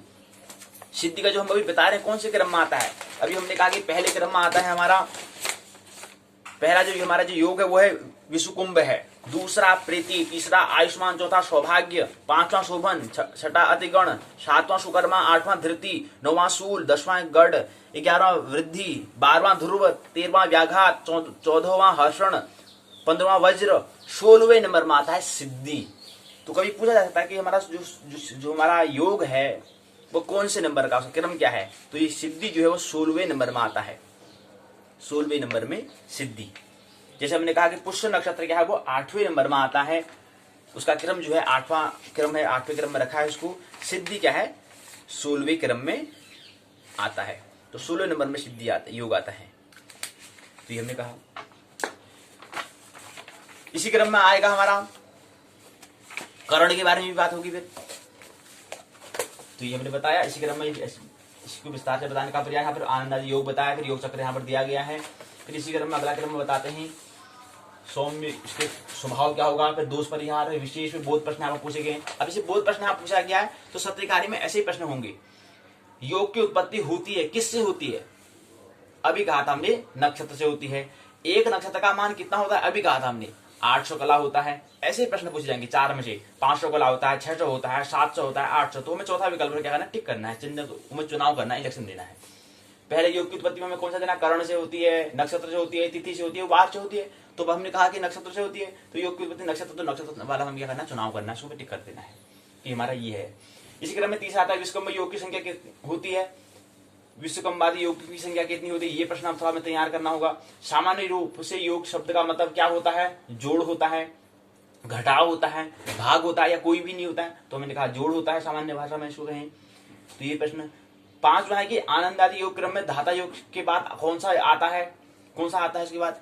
तो ये बताओ, ये प्रश्न भी हमें तैयार करना है। तो इस तरह से 5 प्रश्न हमें तैयार करने हैं। तो प्रत्येक इकाई में 5 प्रश्न हमें तैयार करने हैं। तो इस हिसाब से क्या हो जाएंगे? 100 अंक, 100 हम प्रश्न तैयार करेंगे तो 100 में से केवल 20 प्रश्न हमें सत्य कार्य पूछे जाएंगे। सत्य कार्य में केवल 20 प्रश्न पूछे जाएंगे, तो 20 प्रश्न वहां से 100 में से कोई 20 प्रश्न हमारे वहां से आ जाएंगे। इस हिसाब से उसको हमें संक्षिप्त में करना है। तो क्या करना है? हमें यही करना है कि 100 प्रश्न हमें छोटे, अति लघु उत्तरी 100 प्रश्न हमें तैयार कर रहे हैं, जो हम आगे दूसरे राउंड में, दूसरे चक्र में हम करेंगे, दूसरे सत्र में हम करेंगे कि सेमीफाइनल मैच जब करेंगे तो वहां पर हमें ये ख्याल रखते हुए हमें करना है कि 100 छोटे प्रश्न हमें तैयार करने हैं। 28 और 22, 28 हमें क्या करने? लघु प्रश्न करने, और 22 हमें दीर्घ उत्तरी करने हैं। तो अति लघु उत्तरी, लघु उत्तरी और दीर्घ उत्तरी, इस तरह से 3 प्रश्नों को हमें तैयार करने हैं। तो कुल मिलाकर कहने का मतलब है कि पहले 100 प्रश्न तैयार करेंगे, फिर 28 प्रश्न तैयार करना है, फिर 22 प्रश्न तैयार करना है। तो इस हिसाब से हमें 150 प्रश्न हमें तैयार करने हैं। तो पूरे जो मैंने पहले जो पहला प्रश्न पत्र था जातक शास्त्र और फलादेशी सिद्धांत, वहां पर 300 प्रश्नों को हमें क्या करना है? उसमें 300 प्रश्न जो दिए गए हैं, जो 20 इकाई दी गई है, जो 4 खंड दिए गए हैं, उन 4 खंडों के अंदर जो 20 इकाई है, उस 20 इकाई को हमें क्या करना है? जो 300 प्रश्नों में दिया है उसको हमें क्या कर लेना है? 150 प्रश्नों में उसको समझ लेना है। तो इतना संक्षिप्त में कर लेना है, इतना शॉर्ट शो कर लेना है कि बाद में किताब कोई परीक्षा समय आ रहा है, लाइक किताब शुरू स्टार्ट प्रारंभ कर रहे हैं, तो वो फिर वहाँ पर उतना पुस्तक की पढ़ने की आवश्यकता नहीं है। उसको नोट्स बनाने के संक्षिप्त में कर लेंगे कि हमें क्या करने केवल हमें 100 प्रश्न तैयार छोटे करने हैं, अति लघुत्तरी करने हैं, जो एक प्रश्न 1 नंबर के होते हैं, जो हमें विकल्प पूछे जाएंगे। इस तरह से प्रश्न हमें तैयार करने 100। उसके बाद क्या करना है? हमें बाकी 28 हमें क्या करना है? लघु करने हैं, और दीर्घ क्या करने हैं? 22 प्रश्न तैयार करने। इस हिसाब से क्या हो जाएगा? हमारा 150 क्वेश्चन हमें तैयार करने। बस वही प्रश्न को हमें क्या करना है? अगले तीसरे राउंड में हमें तैयार करना है। उसको भी एक बार तीसरे राउंड को एक बार और ले लेंगे, पुस्तक से कुछ बात छूट तो नहीं रही है, एक बार फिर देख लेंगे। चौथे राउंड में क्या करना है? बस हमें 150 क्वेश्चन पर ही क्या करना है? ध्यान देना है। बस वहाँ पर उसी की हमें तैयारी करनी है। तो पुस्तक में छोड़ो फिर उसको मतलब ये। तो एक मैंने जो 30 दिन का जो अंतिम जो हमारा चौथा राउंड फाइनल जो हमारा मैच जो होगा, इससे पहले क्वार्टर फाइनल में देखेंगे, इसमें फिर क्वार्टर टू फाइनल, उसके बाद फाइनल मैच जो होगा वहाँ पर ये हमें तैयारी करनी है कि 150 क्वेश्चन के प्रश्नों की तैयारी करनी है। बस उसी को हमें अपना क्या करना है? उसको मजबूत बनाना है। तो इस हिसाब से फिर हमारा मई जून में हमारा परीक्षा होगी, तो जाएंगे तो मस्त जाएंगे। तो इस तरह से हमें योजना रणनीति में बनानी है। तो ये मैं ख्याल लेंगे। तो यहाँ पर ये 5 प्रश्न दिए हैं, तो 5 प्रश्न प्रत्येक इकाई में 5 प्रश्न छोटा में तैयार करने होंगे, तब जाके हमारे क्या होंगे 100 प्रश्न होंगे। तो 5 प्रश्न यहाँ पर दिए हुए, यही उद्देश्य से यहाँ पर 5 प्रश्न दिया गया है, बहुत प्रश्न पूछे गए हैं। अगला आता है कृक चक्र आदि तात्कालिक योग के बारे में बताया है। तो योग के बारे में बता रहे हैं, फिर वार नक्षत्र जनित योग भी होता है, तो योग भी बताने का प्रयास यहाँ पर किया गया है। सर्वार्थ सिद्ध योग भी बता रहे हैं, अमृत योग बता रहे हैं, अमृत सिद्ध योग होता है, दग्ध सिद्ध योग होता है, यम घटक योग होता है, इसके बारे में दिया है। इसी क्रम में आता है कृक चक्र आदि योग प्रयोजन दिया है, फिर सर्वत्र त्याज्य योग दिया है, इसके अंदर 2 बातें यहाँ पर दी गई हैं। फिर अमृत सिद्ध योग आता है, इसके बारे में यहाँ पर दिया गया है। इसके बारे में 2-3 बातें यहाँ पर 1 2 3 4 5 6 7 बातें दी गई। फिर मृत्यु योग आता है, मतलब 1 2 3 4 5 6 7 वारों के हिसाब से, रविवार को अनुराधा नक्षत्र हो तो, सोमवार को उत्तरायण हो तो, मंगलवार को शतशारदा नक्षत्र हो तो, बुध को अश्विनी हो तो, गुरु को मृगशीर्ष हो तो, शुक्र को आश्लेषा हो, शनि को हस्त नक्षत्र हो तो वहाँ पर मृत्यु योग बनता है, इसके बारे में बताया है। फिर दग्ध योग दिया गया है, इसके अंदर भी 7 बातें दी गई, 1 2 3 4 5 6 7 वार होते हैं तो 7 चरण दिए गए हैं। अब 7 वार क्यों कहा आपने? वार का मतलब हमने कहा कि सूर्योदय, जब सूर्योदय प्रारंभ होता है उसके अगले सूर्योदय होने के बीच के जो मध्य से समय जो अंतराल है उसको हम वार कहते हैं। लेकिन कभी तिथि और वार में थोड़ा बहुत अंतर भी हो जाता है। तिथि जबकि क्या है कभी छोटी बड़ी हो जाती है, इसलिए उसको हम तिथि अलग कहते हैं। तो तिथि भी है, तिथि में क्या है कभी कम ज्यादा हो जाती है, तो सूर्योदय से पहले तिथि पूर्ण हो जाएगी। सूर्योदय तो बाद में हो रहा है, लेकिन सूर्योदय तिथि पहले पूर्ण हो जा रही है तो उसको हम तिथि कहेंगे। थोड़ा बहुत मान अंतर होता है, वार और तिथि में अंतर होता है। जिस दिन तिथि घट जाती है बढ़ जाती है, मतलब जिस दिन तिथि घटेगी मतलब क्या, जिस दिन सूर्योदय होने से पहले ही तिथि पूर्ण हो जाएगी, तिथि का जो मान है पूर्ण हो जाएगा, तो वही तिथि क्या है घट गई। बढ़ गई मतलब सूर्योदय 7 बजे 7 में हो रहा है, 7 बजे 6 में हो रहा है, लेकिन तिथि अभी भी चल रही है, यानी क्या चल रही है 7:30 तक चल रही है, 7 10 20 तक चल रही है, तो हमारी तिथि क्या है बढ़ गई है। तो तिथि बढ़ रही है घट रही, बाद में बैलेंस बन जाता है, पूरा इसका संतुलन बन जाता है पूरे महीने में। इसी हिसाब से यम घट योग दिया है, योग फल दिया है, इसके बारे में वारों के बारे में इसको बांटा है। तो योग फल को भी यहाँ पर विश्वकुंभ होता है, प्रति होता है, आयुष्मान होता है, सौभाग्य होता है, शोभन होता है, द्विगुण होता है, शुभकर्मा होता है, द्वितीय योग होता है। यहाँ पर योग का फल क्या होता है, इसका परिणाम क्या होता है? कोई व्यक्ति इस योग में अगर जन्म ले रहा है, मैंने बताया कि यहाँ पर क्या है सिद्धि योग है, यानी कि 16वें नंबर में सिद्धि योग आता है। तो कोई व्यक्ति सिद्धि योग में अगर जन्म लेता है तो क्या है इसका फल क्या होगा? इसी क्रम में फिर अन्य 27 जो योग है उसके बारे में योग के फल यहाँ पर दिए गए हैं। तो 16वें नंबर में सिद्धि आता है, तो सिद्धि में क्या होगा? शास्त्र का मर्म जानने वाला होगा, चतुर होगा, सुशील होगा, उदार चित्त वाला होगा, भाग्य की सदा वृद्धि वाला होता है। सिद्धि योग में कोई जन्म लेता है तो योग कौन सा है? सिद्धि योग है। इसी क्रम में अन्य 27 जो 17वें नंबर में 18वें 19वें 20वें 21वें 22वें 23वें 24वें 25वें 26वें 27वें 27 जो योग है उसके बारे में यहाँ पर इसका योग का फल यहाँ पर दिया गया है। फिर आता है कर्ण प्रश्न का। फिर आगे हमने दूसरा हमने कहा कि आज की इकाई में हम कर्ण और योग और कर्ण को समझेंगे, तो दूसरा कर्ण आता है कर्ण के बारे में। तो कर्ण में हमने समझा है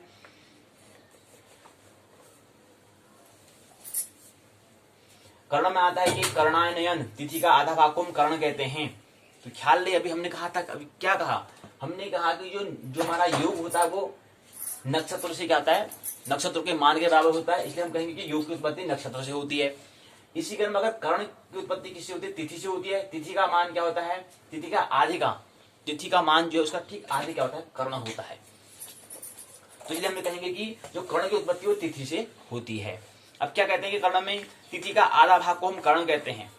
अब तिथि का आधा भाग कृष्ण पक्ष की तिथि, कृष्ण पक्ष में तिथि संख्या हम 7 से विभाजित करने पर प्राप्त जो अवशिष्ट संख्या कर्ण तिथि की पूर्वार्ध में तथा शुक्ल पक्ष में दुगुनी तिथि संख्या में 2 घटाकर 7 का भाग देने पर शेष अंक कर्ण संख्या वाले कर्ण तिथि के पूर्वार्ध में अवस्थित होता है। इसको हम कर्ण तिथि के उत्तरार्ध में होता है। तो कह रहे हैं कि प्रत्येक तिथि में 2-2 कर्ण होते हैं, क्योंकि हम आधे कह रहे हैं तो इनमें 2 होंगे। तो कर्ण क्या है? वैसे तो 7 कर्ण है, लेकिन 7 कर्ण को ही बार बार हम क्या करते हैं? पुनरावृत्ति करके मिला के पूरा महीने में इसको व्यवस्थित कर लेते हैं। तो 7 कर्ण कौन कौन से हैं? 7 कर्ण 11 कर्ण, 7 कर्ण 11 कर्ण है, क्योंकि 7 जो है वो शुद्ध कर्ण है। असल में थोड़ा बात समझें, कर्ण जो होते हैं वो 11 होते हैं। 7 क्या होते हैं? शुभ और अशुभ की भाव ने बांटा है, तो इसलिए हमने शुभ को ही ध्यान रखा, अशुभ को तो भूल ही गए जी। तो 11 कर्ण होते हैं। तो 7 5 7 और 4, 7 4 में हमने रखा है। तो 7 जो है वो क्या है? 7 और 4 में उसको रखा गया है, मतलब एक चर और स्त्री के हिसाब से हमने रखा तो हमने 7 को ही लिया, लेकिन 11 कर्ण होते हैं। ये भी हमें ख्याल है 11 कर्ण होते हैं। 11 में 7 और 4 में उन्होंने बांटा है, एक चर होता है एक स्थिर होता है। तो 4 कर्ण जो होते हैं वो स्थिर जो होते हैं, स्थिर की हमने गणना नहीं की इसलिए हमने 7 कहा। हमारा कहने का तरीका था जो गतिशील उसकी गणना करूं, जो स्थिर उसकी काहे की गणना करें। तो इस तरह 7 और 4 का, तो 7 4 मतलब 11 होता है। तो ख्याल है पूरे कर्ण कितने होते हैं, 11 होते हैं। 11 होते हैं। कर्ण के नाम यहाँ पर दिए गए हैं कि 11 कौन कौन से होते हैं। पहला बालव, फिर दूसरा तैतिल, तीसरा वणिज, चौथा बव, पांचवां कौलव, छठा गर, सातवां वृष्टि। हमने कहा ना 7वें नंबर में जो वृष्टि जो भद्रा आती है वो। 8वें में बालव, 9वें में तैतिल, फिर 10वें में वणिज, 11वें में बव आता है। अब ये क्या दिया है, 7 जो दिए गए उसको ही क्या करा हमने पुनरावृत्ति में यहाँ पर किया गया है, क्योंकि 11 को ही क्या है उसका आदान प्रदान किया गया है, तिथि में उसको रखा गया है कि जो तिथि जो दी गई, तिथि क्या है 14 तिथि होती है, एक पक्ष में 15 तिथि होती है, 15 30 होती है। तो कर्ण को भी इसको क्या है एक महीने में रखना है, शुक्ल पक्ष और कृष्ण पक्ष में रखना है, तो उसको क्या करना है पुनरावृत्ति में करेंगे। तो बालव, तैतिल, वणिज, वव, कौलव, गर, वृष्टि, तो ये 7 दिया, उसके बाद फिर पुनरावृत्ति बालव, तैतिल, वणिज, वव, कौलव, फिर गर, वृष्टि भी चतुर्भुज, ये यहाँ पर दिया गया है। इसी क्रम में बता रखा है कि कौन कौन सा वो कर्ण में मंतारणी कर्ण की शुभ अशुभता क्या है उसके बारे में बता रहे हैं कि कौन सा कर्ण शुभ होता है कौन सा अशुभ होता है, इसके बारे में यहाँ पर दिया गया है। तो कर्ण का फल क्या होता है कि कौन से कर्ण में कोई व्यक्ति जन्म लेता है तो उसका क्या प्रभाव होगा। जैसे हमने कहा कि वृष्टि भद्रा में कोई जन्म लेता है, पहले में आप देखो 11 कर्ण कौन कौन से जो समझे पहले में आया बव, दूसरे में आया बालव, तीसरे में आया कौलव, चौथे में तैतिल, पांचवें में गर, छठे में वणिज, सातवें में वृष्टि, आठवें में शकुनी, 9वें में चतुष्पद कर्ण चतुष्पद और 10वें में नाग कर्ण नाग, 11 में आया कृस्तुंग किंसतुंग। तो ये क्या है 11 कर्ण है। अब हमने कहा कि वृष्टि में होगा किसका जन्म होता है, यानी कि भद्रा में किसका जन्म होता है। तो ये 7वें नंबर की जो कर्ण आता है उसका दूसरा नाम क्या है भद्रा है। कहीं में भद्रा अगर कर्ण है तो समझ लो कौन सा है 7वें नंबर का जो कर्ण के अंदर जो 7वां नंबर में आता है उसको हम भद्रा भी कहते हैं। इसका अगर कोई व्यक्ति इसमें अगर जन्म ले रहा है उसमें इसका कर्ण ये है, हमने कहा था कि मित्र का है कि मित्र का जन्म क्या है कि इसकी तिथि चतुर्दशी है, वार मंगलवार है, नक्षत्र पुष्य है, योग सिद्धि है, कर्ण वृष्टि या भद्रा है। अर्थात हमने कहा कि तिथि क्या है चौथे नंबर की है, शुक्ल पक्ष की कृष्ण पक्ष की तिथि है। ये आप हम चतुर्दशी कह रहे हैं किसकी है, कृष्ण पक्ष की है, कृष्ण पक्ष की चतुर्दशी, श्रावण कृष्ण पक्ष चतुर्दशी है, कृष्ण पक्ष की चतुर्दशी है ये। तो चतुर्दशी कृष्ण पक्ष की है, कृष्ण काले, और उस वार मंगलवार है, नक्षत्र पुष्य नक्षत्र है, यानी कि कौन सा 8वें नंबर का नक्षत्र है। 8वें नंबर का क्या है नक्षत्र है, 8वें नंबर का नक्षत्र है, पुष्य नक्षत्र 8वें नंबर में आता है।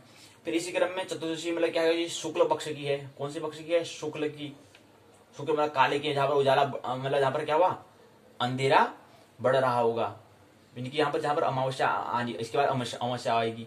तो इनकी शुक्ल मतलब होता है काला, इनके काले की जहां पर बढ़ती हो उसको हम शुक्ल पक्ष कहते हैं। शुक्ल मतलब क्या होता है अंधेरा। और इसी क्रम में हमने कहा कि वार कौन सा मंगलवार, वार बता रहे। वार मतलब क्या है कि सूर्योदय जब हुआ था उसके बाद अस्त जब हुआ उसका अगले दिन जो सूर्योदय हुआ उसके बीच के जो समय अवधि है उसको हम वार कहते हैं। तो उसमें कौन सा वार था, उसमें मंगल, इनकी उसमें मंगल का क्या है था। अब वार इनकी मंगल ग्रह के हिसाब से है, उसमें कौन सा मंगल ग्रह जो सूर्योदय का जो सूर्योदय हुआ समय अस्त हुआ उसका फिर अगले दिन फिर सूर्योदय हुआ, तो उसके बीच में मध्य में कौन था, इनके मंगल ग्रह क्या उसे लेना देना था। तो उसमें कौन सा वार था, उस समय अवधि में मंगल भी ग्रह वहां पर आ रहा था, तो इसलिए कौन सा वार हो गया मंगलवार हो गया। पुष्य नक्षत्र 8वें नंबर में, रविवार सोमवार मंगलवार। जो वार जो है तीसरे नंबर में गणना करते हैं, पहले रवि करते हैं, दूसरे में चंद्रमा करते हैं, तीसरे में मंगल ग्रह को लेते हैं, तीसरे नंबर का वार हो गया। फिर नक्षत्र 8वें नंबर का हो गया पुष्य नक्षत्र हो गया। योग जो है 16 नंबर का सिद्धि योग हो गया। और भद्रा जो हम कह रहे हैं, भद्रा जो है कौन से नंबर का है, भद्रा है हमारा 7वें नंबर का, जिसको वृष्टि भी हम बोलते हैं। तो ये 7वें नंबर का क्या है हमारा योग है, कर्ण है 7वें नंबर का, योग 16 नंबर का। आप कह रहे हैं कि अगर ये सिद्धि हम बता रहे हैं, सिद्धि योग में फिर से मैंने कहा कर्ण अगर भद्रा कर्ण में अगर जन्म होता है तो उसका फल क्या होता है, इसको समझने का प्रयास यहाँ पर। तो भद्रा में जो जन्म लेता है सुंदर शरीर वाला होता है, चपल स्वभाव होता है, दुष्टमति निद्रा वाला होता है, अपने बुद्धि से शत्रु को नाश करने वाला होता है। ये इसकी स्वभाव का जो उसका जो कर्ण है उसका फल ये होता है, इसका परिणाम ये होता है किसी को जन्म लेने में। तो भद्रा का विचार कैसे करना चाहिए, फिर भद्रा का उत्पत्ति कैसे होती है उसके बारे में बताया। फिर अगले क्रम में बताया कि भद्रा दिग्वास क्या होता है, भद्रा का निर्णय कैसे करते हैं, उसका निर्णय कैसे करेंगे, डिसीजन कैसे लेंगे, भद्रा के मुख और पुष्ट संज्ञा क्या है, ये बताने का यहाँ पर क्या, भद्रा में कृत्य कोई काम करने चाहिए नहीं करने चाहिए उसका बारे में बताया है। तो इसी क्रम में बताया कि भद्रा ज्ञान चक्र के बारे में, शुक्ल पक्ष तिथि के बारे में यहाँ पर दिया हुआ है। भद्रा अंग विभाग यहाँ पर दिया गया है, एक तिथि का अर्धभाग 30 घटी परिमित होता है। भद्रा के विशेष संज्ञा यहाँ पर दी गई है, अलग अलग नाम यहाँ पर दिए गए हैं, उसके नाम होते हैं, अलग अलग से नाम दिया गया है कि कृष्ण पक्ष की भद्रा को पक्ष भी के अनुसार संज्ञाएं प्रदान की थी। कृष्ण पक्ष की भद्रा को हम वृश्चिकी हम कहते हैं। शुक्ल पक्ष की भद्रा होगी तो उसको हम सर्पिणी कहेंगे। तो ये प्रश्न पूछा आ सकता है कि कृष्ण पक्ष की, हमने कहा कि मित्र क्या है, कृष्ण पक्ष की है, ये क्या है, कृष्ण पक्ष की भद्रा है कि उसमें कौन सा पक्ष था, कृष्ण पक्ष था। तो कृष्ण पक्ष की अगर भद्रा और होगा तो उसमें उसका क्या होगा, वृश्चिकी उसका नाम हो जाएगा। तो अलग नाम से अलग संज्ञा दी गई है। अगर शुक्ल पक्ष में अगर उजाले के समय की अगर बात होगी तो उसमें उसका नाम सर्पिणी इसका नाम हो जाएगा। बिच्छू का विष डंक में तथा सर्व का विष को विष मुख में होने के कारण विषय की भद्रा की पुच्छ और सर्पिणी भद्रा का मुख्यतः विषय ताज्य होता है। तो भद्रा में कौन से कार्य करने चाहिए इसके बारे में बताया यहाँ पर दिया गया है। फिर अगला में आता है कि भद्रा अपवाद क्या है, इसके बारे में दिया गया है। फिर यहाँ पर विशेष बातें दी गई है, सारांश में कुछ बातें यहाँ पर दी गई हैं। तो पहले सारांश में समझे बातें को, हमने समझा यहाँ पर कि जो योग होता है वो चंद्रमा और सूर्य की गति के आधार पर होता है। यानी कि चंद्रमा, समझो कि चंद्रमा ने क्या करा, 3 अंश 20 कला की गति करी, इतनी गति करी, और सूर्य ने 10 अंश की गति करी। तो इन दोनों का योग से क्या बनता है, लोग जोड़ते हैं तो क्या होता है, 13 अंश 20 कला, यानी कि एक नक्षत्र के मान के बराबर हो जाता है। तो इनकी ये एक योग की क्या होती है, उत्पत्ति होती है। तो इसी क्रम से क्या है, 27 योग होते हैं, ये हमने कहा।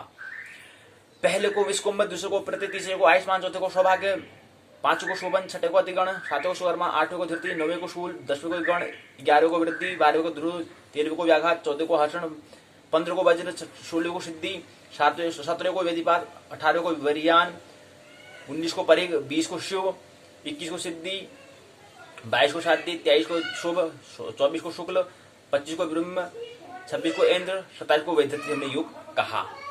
फिर हमने इन अपने योग का अपना शुभ अशुभ का भी यहाँ प्रभाव होता है, कौन से शुभ होते हैं कौन से अशुभ होते हैं, इसके बारे में यहाँ पर बात, यहाँ पर सारांश में बात है, यहाँ पर किसी इकाई की पूरी निचोड़ यहाँ पर दिया गया है, सारांश यहाँ पर दिया गया है।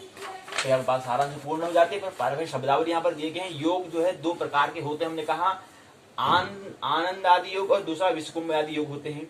इनकी संख्या 27 होती है हमने कहा। अब आनंद आदि योग और विश्वकुंभ आदि योग, इनकी जो 27 योग है उसको भी 2 भागों में रखा है। जैसे हमने तिथि कहा, तिथियां जो 30 होती हैं उसको हमने 2 भागों में रखा है, कृष्ण पक्ष और शुक्ल पक्ष में, इनकी 2 पक्षों में 2 भागों में रखा है। ऐसे यहाँ पर 27 योगों को भी क्या है, 2 भागों में, आनंद आदि योग में और दूसरा विश्वकुंभ आदि योग में रखा गया है। तो योग 2 प्रकार के होते हैं। कारण क्या है, 11 प्रकार के होते हैं, जिसमें 7 जो है चलायमान होते हैं। जो हम चलायमान की यहाँ पर कभी गणना कर रहे थे, हम कहते 7 करण है, 7 नहीं 11 करण है। 4 क्या होते हैं, स्थिर होते हैं, वो अचर होते हैं। भद्रा क्या है, वृष्टि नामक भद्र जो 7वें नंबर का जो करण है उसको ही हम कहते हैं भद्रा नाम भी से जाने जाता है। वो कर्ण को उसी 7वें नंबर का जो कर्ण वृष्टि है उसका नाम वो क्या है, भद्रा नाम से भी जाना जाता है, इनकी भद्रा भी उसको कहते हैं। सर्वार्थ सिद्धि मतलब है सभी प्रकार के सिद्ध करने वाला, निवारण मतलब उपाय, तात्कालिक मतलब वर्तमान समय का, वार्तालाप मतलब बातचीत करना, सर्वत्र मतलब सभी जगह, ताज्य मतलब जो ग्रहण करने योग्य न हो। बहुत प्रश्न जो आगे पूछे उसके प्रश्न के यहाँ उत्तर दिए हैं, संदर्भ सूची यहाँ पर दी है, इसके माध्यम से और उसको अच्छा आप तैयार कर सकते हैं। वो यहाँ पर इस ग्रंथ यहाँ पर दिया गया है। फिर निबंधात्मक प्रश्न यहाँ पर पूछा गया है, 2 प्रश्न पूछे गए हैं, यानी कि यहाँ पर पहुंचे हैं 7वें चरण में 2 प्रश्न, यानी कि बड़े प्रश्न होंगे। अब इस बड़े से हमें क्या करना है, 2 प्रश्न हमें तैयार करने की, छोटे भी और बड़ा भी, क्योंकि हमने कहा कि 150 प्रश्न हमें तैयार करने हैं दूसरे राउंड में, यानी कि जो हमारा सेमीफाइनल मैच होगा वहां पर हमें दूसरे राउंड में 150 प्रश्न को हमें तैयार कर लेने हैं। फिर तीसरे राउंड में करेंगे 150 प्रश्न को और उसको तैयार हम करेंगे, और अंतिम जो हमारा फाइनल मैच होगा वहां पर हम उसको ही हम क्या करना है, फिर और उसकी 12 हमें पुनरावृत्ति हमें करनी है। तो यहीं पर जो निबंधात्मक प्रश्न है और जो बोध प्रश्न यहाँ पर दिया गया है, जो बोध प्रश्न हम कह रहे हैं कि बोध प्रश्न यहाँ पर 5 प्रश्न दिए गए हैं, जो इन 5 प्रश्न इनको हम मिलेंगे। ऐसे क्या है, 20 इकाइयों में 5 प्रश्न दिए होंगे तो 100 प्रश्न तो ऐसे अपना बन जाएंगे, हमें बनाने की जरूरत फिलहाल नहीं है, छोटे प्रश्न बनाने की फिलहाल जरूरत नहीं है। फिर अगर बनाने की अलग बात, लेकिन फिलहाल भी बनाने की जरूरत नहीं, क्योंकि यहाँ पर 5 यहाँ दिया है तो प्रत्येक इकाई में 5 प्रश्न छोटे दिए होते हैं। इन प्रश्नों को अगर हम ध्यानपूर्वक समझ लें तो काम चल जाएगा। लेकिन हमें क्या करना पड़ेगा, निबंधात्मक प्रश्न यहाँ पर जो दिए गए हैं वहाँ पर हमें लघु उत्तरीय प्रश्न में बनाना पड़ेगा। जैसे यहाँ पर दिया गया है 2 प्रश्न यहाँ पूछे गए हैं, निबंधात्मक बड़े प्रश्न पूछे गए हैं, इसको छोटा भी बनाना है बड़ा भी बनाना है। बड़ा तो बनाया है, कैसे बड़ा प्रश्न है कि दीर्घ उत्तरीय जो है जो 15 नंबर का होगा, 15 नंबर का अंक जो प्रश्न आएगा पूछेंगे कि योग करण और भद्रा को परिभाषित करो। योग करण और कर्ण में फिर बात, कर्ण के अंदर जो सातवां जो कर्ण है वो है भद्रा, यानी कि वृष्टि को भी परिभाषित करते हुए सुविस्तार पूर्वक उल्लेख करो, जिक्र करो। तो ये बड़ा प्रश्न हो चुका है। दूसरा प्रश्न आएगा कि योग कर्ण के प्रकार को बताते हुए उसका विस्तार से वर्णन करें। ये तो बड़ा प्रश्न बन चुका है, क्योंकि हमें एक प्रश्न, हमें 22 बड़े प्रश्न भी तैयार करने हैं, छोटे 28 भी हमें तैयार करने हैं, लघुत्तरी और दीर्घोत्तरी प्रश्न में तैयार करने हैं। तो दीर्घ तो ये तैयार हो चुके हैं, अब इसको हमें क्या करना है, इसमें क्या लिखना है उसकी हमें तैयारी करनी है। लेकिन छोटा प्रश्न आएगा कि छोटे में पूछ लिया कि योग के प्रकार को बताते हुए उसका विस्तार वर्णन कीजिए, क्योंकि योग पूछ रहे हैं, आदि बात पूछ रहे हैं, कर्ण की तो बात नहीं पूछ रहे हैं, तो छोटा प्रश्न ऐसे बन जाएगा। या पूछ लेंगे कर्ण के प्रकार को बताओ और उसका जिक्र करो, उसका उल्लेख करो, विस्तृत से नहीं, उसका जिक्र करो बस केवल, तो छोटा प्रश्न बन जाएगा, यानी 7 अंक का बन जाएगा। लेकिन यही बड़ा बन जाएगा, योग और कर्ण के प्रकार को बताओ, फिर उसको बताते हुए विस्तार से वर्णन करो, तो ये बड़ा प्रश्न 15 अंक का बन जाएगा। छोटे में क्या बनेगा, छोटे में योग के प्रकार को बताओ और उसका बताते हुए इसका जिक्र करो, उल्लेख करो, ये कहेंगे। विस्तृत की बात नहीं आएगी, 7 अंक का हो जाएगा। तो 7 दूना 14, 2 कर्ण की दुगना हो जाएगा, तो बड़ा प्रश्न बन जाएगा। तो लघु और दीर्घ में ही अंतर है। बाकी हमारा जो सत्र कार्य में जो प्रश्न पूछा जाएगा 20 अंक, वो हम ऐसे छोटे प्रश्न आते हैं, उसके यहाँ पर हमने भी समझ लिए हैं। तो इस तरह से हमें प्रश्नों की तैयार करते हुए चलना है। तो यहीं पर क्या है, इकाई जो है 5वीं इकाई पूर्ण होती है। इस 5वीं इकाई के साथ क्या है, पहला खंड जो हमारा है मुहूर्त स्कंद, वो पूर्ण होता है। आइए पाठशाला के भाग 2 को हम विराम दें और पाठशाला के भाग 1 में आइए प्रवेश करें।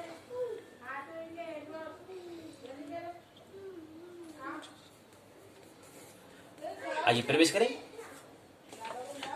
उत्तराखंड मुक्त विश्वविद्यालय के स्नातक हम प्रथम वर्ष की हम बात कर रहे हैं। स्नातक प्रथम वर्ष में हमने बात किया कि हमारा ज्योतिष विषय जो था उसमें हमने पहले प्रश्न पत्र जो है ब्रह्मांड एवं काल को हम समझ रहे हैं कि ब्रह्मांड क्या होता है, काल क्या होता है नामक जो पहला प्रश्न पत्र है ज्योतिष स्नातक प्रथम वर्ष में उत्तराखंड मुक्त विश्वविद्यालय। तो उसे जो शीर्षक दिया है उस शीर्षक से हमें समझ में आ रहा है कि ब्रह्मांड के बारे में हम समझेंगे और काल के बारे में हम समझेंगे। इसमें हमारा मुख्य विषय क्या रहेगा, ब्रह्मांड को समझना और काल को समझना, यूनिवर्स क्या है और टाइम क्या है, इसको हम समझने का प्रयास हम इस शीर्षक जो पुस्तक का जो शीर्षक उस टाइटल से हमें समझ में आ रहा है। ब्रह्मांड के बारे में हमने बात कर ली है। ब्रह्मांड के बारे में हम ज्यादा विस्तार से, तो बाकी तो सब चीज ब्रह्मांड में है और ब्रह्मांड कहाँ पर, शून्य में स्थित है। बाकी हमें शून्य मौन हो जाना, बाकी में विस्तार से आगे खगोल की हमें एस्ट्रोनॉमी के इतने ज्यादा में करना नहीं है। लेकिन थोड़ा बहुत हमने संक्षेप में देखा कि क्या है, ब्रह्मांड में अनेक आकाशगंगाएं होती हैं, अनेक जो है असंख्य जो आकाशगंगाओं का योग को हम ब्रह्मांड कहते हैं। और हमने कहा ब्रह्मांड भी 2 होता है, जहाँ पर प्रकाश जा पहुंचा रहा है, जहाँ पर हम देख पा रहे हैं, जहाँ पर हम देख पा रहे हैं, जहाँ पर हमारी नजर जा पा रही है, जहाँ प्रकाश पहुंच पा रहा है उसको हम ज्ञात ब्रह्मांड कह रहे हैं। ऑब्जर्वर जहाँ पर उसको ऑब्जर्वेशन कर ले रहे हैं, तो ऑब्जर्वेशन हमने ब्रह्मांड यूनिवर्स कहा उसको, जिसको हम देख नहीं पा रहे हैं, जिसको देख पा रहे हैं, और जिसको नहीं देख पा रहे उसको कह रहे हैं कि क्या है, अज्ञात ब्रह्मांड है। उसको जिसको ऑब्जर्वर नहीं कर रहा है, इन ऑब्जर्वर यूनिवर्स उसको कहेंगे। इन दोनों का योग से क्या है, ब्रह्मांड होता है। तो ब्रह्मांड मतलब क्या है, और ब्रह्मांड हमने कहा मुख्य 2 बातें होती हैं, जिसको हमने कहा ब्रह्मांड में ब्रह्म और अंड, 2 जो ब्रह्मांड जो शब्द है ये क्या है, ब्याह हुआ शब्द है, यानी कि एक मिला हुआ शब्द है, संयुक्त शब्द है, एक संधि वाला शब्द है। ब्रह्मांड को तोड़ते हैं तो ब्रह्म और अंड 2 बातें होती हैं। और ब्रह्म में ब्रह्म और अंड, ब्रह्म में जो हम कह रहे हैं ब्रह्म और अंड जो हमने कहा, इसको थोड़ा समझें कि जो हमने ब्रह्म और अंड कहा, यहां पर देखें कि जो हमने ब्रह्म और अंड कहा, क्योंकि ब्रह्म और अंड के योग से ब्रह्मांड बनता है। ख्याल रहे कि थोड़ा बात हमें समझे कि ब्रह्म और अंड से ब्रह्मांड कैसे बनता है। हमने कहा ये है ब्रह्म, ये है ब्रह्म और ये है अंड। अब यहां पर क्या है, जो अंड में जो अ है, अंड में जो अ है और ब्रह्म मौ में जो अ है, यानी कि यहां पर अ धन अ, इन दोनों के योग से क्या बनता है, आ बनता है। क्या बनता है, आ बनता है। तो इसलिए यहाँ पर हमें दिख रहा है कि ब्रह्मा मां हो जा रहा है, मो मां हो जा रहा है। कैसे हो जा रहा है, क्योंकि औ धन औ बराबर आ होता है। ये कौन सी संधि, दीर्घ संधि होती है। अब संधि क्या है, ये मतलब कैसे बन जा रहा है, औ धन औ बराबर आ कैसे बन जा रहा है, इसको हम संस्कृत का जो संस्कृत साहित्य होगा वहां पर हम इसको समझेंगे। व्याकरण में सब समझते हैं, व्या का मतलब जहां पर शब्दों का ही, जहां पर व्याव के बारे में समझेंगे उसको हम व्याकरण, उसको हम ग्रामर कहते हैं, वहां पर उसको समझ लेंगे। अभी फिलहाल इतना समझेंगे दीर्घ संधि है, इनकी दीर्घ मतलब बड़ा हो जाना, यानी कि छोटा है और दोनों छोटा है, लेकिन इसका बड़ा क्या हो जाएगा, आ हो जाएगा। तो एक दीर्घ संधि हो रही है। तो इसी को ब्रह्म और अंड के योग से क्या है, ब्रह्म में मौ में जो अ है, अंड में जो अ है, अ और ओ का योग से आ बन जाता है, तो क्या बन जाएगा, ब्रह्मांड बन जाएगा, यानी कि यूनिवर्स बन जाएगा। तो इसमें दो बातें हैं कि दो शब्दों से मिलकर बना है, दो, जैसे ब्याह होता है ना, दो व्यक्तियों का ब्याह होता है, जोड़ा कहते हैं, मतलब जोड़ा मतलब दो चीजों का हम दो चीजों का योग को कहते हैं जोड़ा। इसलिए जो जोड़ा कहा उसको हमने जोड़, मतलब योग का मतलब जोड़ होता है ना, तो जोड़ा इसलिए हम जोड़ा कहते हैं उसको। जैसे दो पैर होते हैं, दो पैरों का जोड़ा हम कहते हैं। तो ऐसे यहाँ पर भी दो जोड़ा, ऐसे ब्रह्मांड भी क्या है, दो चीजों से मिलकर बना हुआ है। ये हमें ख्याल रहे। अब हमारी दृष्टि कैसी है अलग बात है, लेकिन दो चीजों से मिलकर बना हुआ है। दो चीजें क्या योग से बना हुआ है, मतलब संयुक्त ब्रह्मांड में दो चीजें होती हैं, एक अंतस एक बाह्य। तो एक ब्रह्म होता है, एक अंड होता है। अब ब्रह्म को समझने के लिए ही अध्यात्म का क्या हुआ है, उत्पन्न, अध्यात्म का सृजन हुआ है। अध्यात्म को अगर ब्रह्म को समझना है तो उसका नाम ही, जहां पर ब्रह्म के बारे में हम बातें समझते हैं उसको हम अध्यात्म कहते हैं, उसको हम स्पिरिचुअल कहते हैं। और अंड वो है जहां पर हम प्रकृति के यानी कि अध्यावरण, जहां पर हम केवल बाहर अध्यावरण को समझेंगे, ऐसा अध्याय जहां पर प्रकृति के अध्यावरण आवरण में बाहर के बारे में, बाहर जो परत है, जो परिधि है उसको समझेंगे। छिक्कल जो है ना, पेड़ का छिक्कल जो होता है, बाहरी बात को बात समझेंगे, उसको कहेंगे हम अंड कहेंगे। यानी कि क्या बनेगा, ब्रह्म को अध्यात्म कहते हैं और अंड को हम अध्यावरण कहते हैं, अर्थात विज्ञान भी कह सकते हैं या शास्त्र जिसको हम कह सकते हैं। तो ये चीज है। तो ब्रह्म और अंड मतलब क्या हुआ, दो बातें हुई, अध्यात्म और अध्यावरण, और दोनों को ब्रह्मांड अर्थात अस्तित्व। तो ब्रह्म अंड ब्रह्मांड बना, अस्तित्व, अध्यात्म और अध्यावरण, ये जो बात है हमें समझनी, यानी कि अध्यात्म और अध्यावरण के योग से अस्तित्व बना है।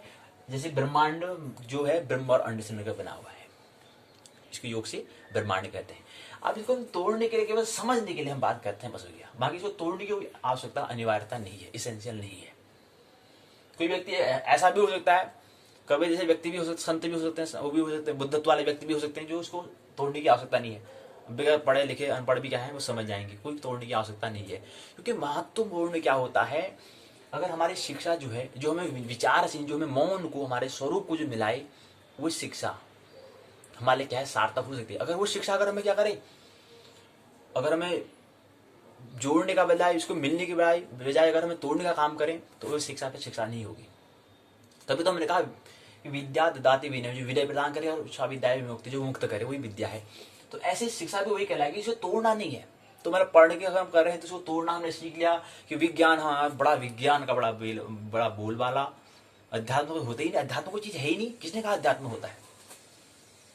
लेकिन कभी उसे ख्याल नहीं है कि जो अध्यात्म जो कह पा रहा है, जो बोल पा रहा है, जो उसे कह रहा है कि अध्यात्म होता ही नहीं, वो किस वजह से बोल पा रहा है, वो उसी कारण, जो अध्यात्म उसी कारण तो बोल पा रहा है, उसी को तो हम अध्यात्म कह रहे हैं। जो अप्रकट है, जो प्रकट में जो अप्रकट छिपा है, उसी को तो हम अध्यात्म, जहाँ अध्यात्म मतलब वही होता है, स्पिरिचुअल में वही होता है कि जो हमारा अप्रकट, उसको उसकी अनुभूति में करना, उससे एक लय हो जाना, उससे मिल जाना, उसके साथ एक हो जाना, एकाकार हो जाना, उसको हमने अध्यात्म कहा। लेकिन कहते विज्ञान वाला जो व्यक्ति, जो बचपन से हमने शिक्षा दी ना, शिक्षा की व्यवस्था तभी तक ना, शिक्षा में क्रांति की बहुत महत्वपूर्ण आवश्यकता है कि बचपन से हमने मस्तिष्क में जोर दे दिया, हाँ यार अध्यात्म कहाँ होता है यार, किसने कहा अध्यात्म होता है, अध्यात्म कुछ चीज नहीं होती है, विज्ञान है। जब देख रहे हो, विज्ञान ने कितना बड़ा आविष्कार कर दिया, 250 साल जितना कर दिया, वो कर दिया। ये समझ क्या हुई, भूल होगी शिक्षा की व्यवस्था देनी, शिक्षा देने की जो हमने दिया वो तरीका हमारे में भूल हुई, तरीका जो हमने तरीका जो दिया वो तरीका में भूल है। लेकिन दो चीजें होती, ख्याल रही, ब्रह्म और अंड। इसी को ध्यान रखते हुए हमारी जो शिक्षा व्यवस्था है उसमें हमने कहा कि पहले हमें क्या मिल जाए, ब्रह्म का अनुभव हमें मिल जाए, तो बाद में फिर हमें अंड का स्वतः ही हमें समझ बात आ जाएगी, हाँ दो चीजें होती हैं। लेकिन पहले हम अंड का हमें तथा विज्ञान का हमें अध्यावरण, जो बाहरी जो दृष्टि हमारी, क्योंकि हमारी इंद्रियां बाहर की ओर खुल रही है, तो हमें बाहर का ही जगत का हमें ख्याल है। जबकि ध्यान में हम आंखें, ध्यान जब करते हैं हम आंख बंद करते हैं, इसका मतलब क्या होता है, कभी गौर किया? उसका मतलब होता है कि हम यहाँ से अंतस जो हमारा छिपा है उसकी ओर हमारा मुंह कर रहे हैं, यानी कि जो हमारा अप्रकट जो है, जो हमारा स्वभाव है, उसकी ओर हम आप क्या कर रहे हैं, देख रहे हैं। क्योंकि बाहर देखने से कोई मतलब नहीं है, आंख तो हमारे बाहर को, हमारी ये सब इंद्रियां, जो भी इंद्रियां, 10 इंद्रियां जो है, 5 ज्ञान इंद्रियां, 5 कर्म इंद्रियां, वो बाहर की ओर खुलती है, तो बाहर का ही हमें ख्याल होता है बस। ध्यान में क्या होता है, आंख हम मूंद लेते हैं, बंद कर लेते हैं, तो उससे अपना अंतस की जो अंतस में जो हमारा है उसकी ओर ध्यान, उसकी ओर हमारा आंखें हो जाती है। तो हमारा आंखें यहाँ को जो बाहर को देख रही है वो अंतस की ओर, ध्यान में क्या होता है, हम आंखों को अंतस की ओर, अंदर की ओर घुमा लेते हैं।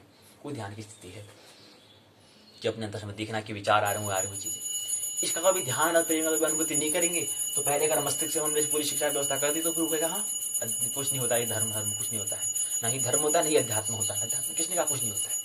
लेकिन ये हमारी शिक्षा व्यवस्था देने का तरीके से हमारा क्या होता है, ऐसी नासमझी होती है। तो शिक्षा में क्रांति का महत्वपूर्ण बात यह है कि पहले हमें भजन का मर्म हमें समझ में आ जाना चाहिए, कीर्तन का हमें मर्म हमें समझ में आ जाना चाहिए, रस हमें लेना आ जाना चाहिए। रसो वैसो वो हम हैं। जीवन में उत्सव तो बाद में, तो परिणाम की बात है, परिणाम की बात हमें नहीं करनी, लेकिन पहले जीवन में क्या करना है कि 7 वर्ष नाभि स्थित मतलब उपासना भजन कीर्तन में हमारा समय व्यतीत होना चाहिए। पहले हमें मदमस्त हो जाना चाहिए, हमें झूमना हमें आना चाहिए, नाचना हमें आना चाहिए, गाना हमें आना चाहिए, नृत्य करना हमें आना चाहिए। फिर 14 वर्ष तक हमें काव्य भी आ जाना चाहिए, प्रेम का भी हमें अनुभूति हो जाना चाहिए, ध्यान का भी अनुभव हो जाना चाहिए। फिर अंत में हमारा 14 वर्ष के बाद उम्र हो जाएगी, 15 वर्ष में फिर चिंतन भी हमें करना है, फिर विचारशील भी हमें होना है, फिर अध्यावरण को तो भी समझना है। कोई चीज है अध्यावरण का भी ख्याल, लेकिन पहले अध्यावरण का हम ख्याल करना प्रारंभ करेंगे तो नासमझी होगी, ये चीज है। तो यहाँ पर हमने ब्रह्मांड एवं काल का संयोजन हम बात कर ही रहे हैं, तो हम आज सौर मंडल के बारे में बात कर रहे थे। तो आज कुछ ग्रहों को और ले लेते हैं। कल हमने बात किया था कि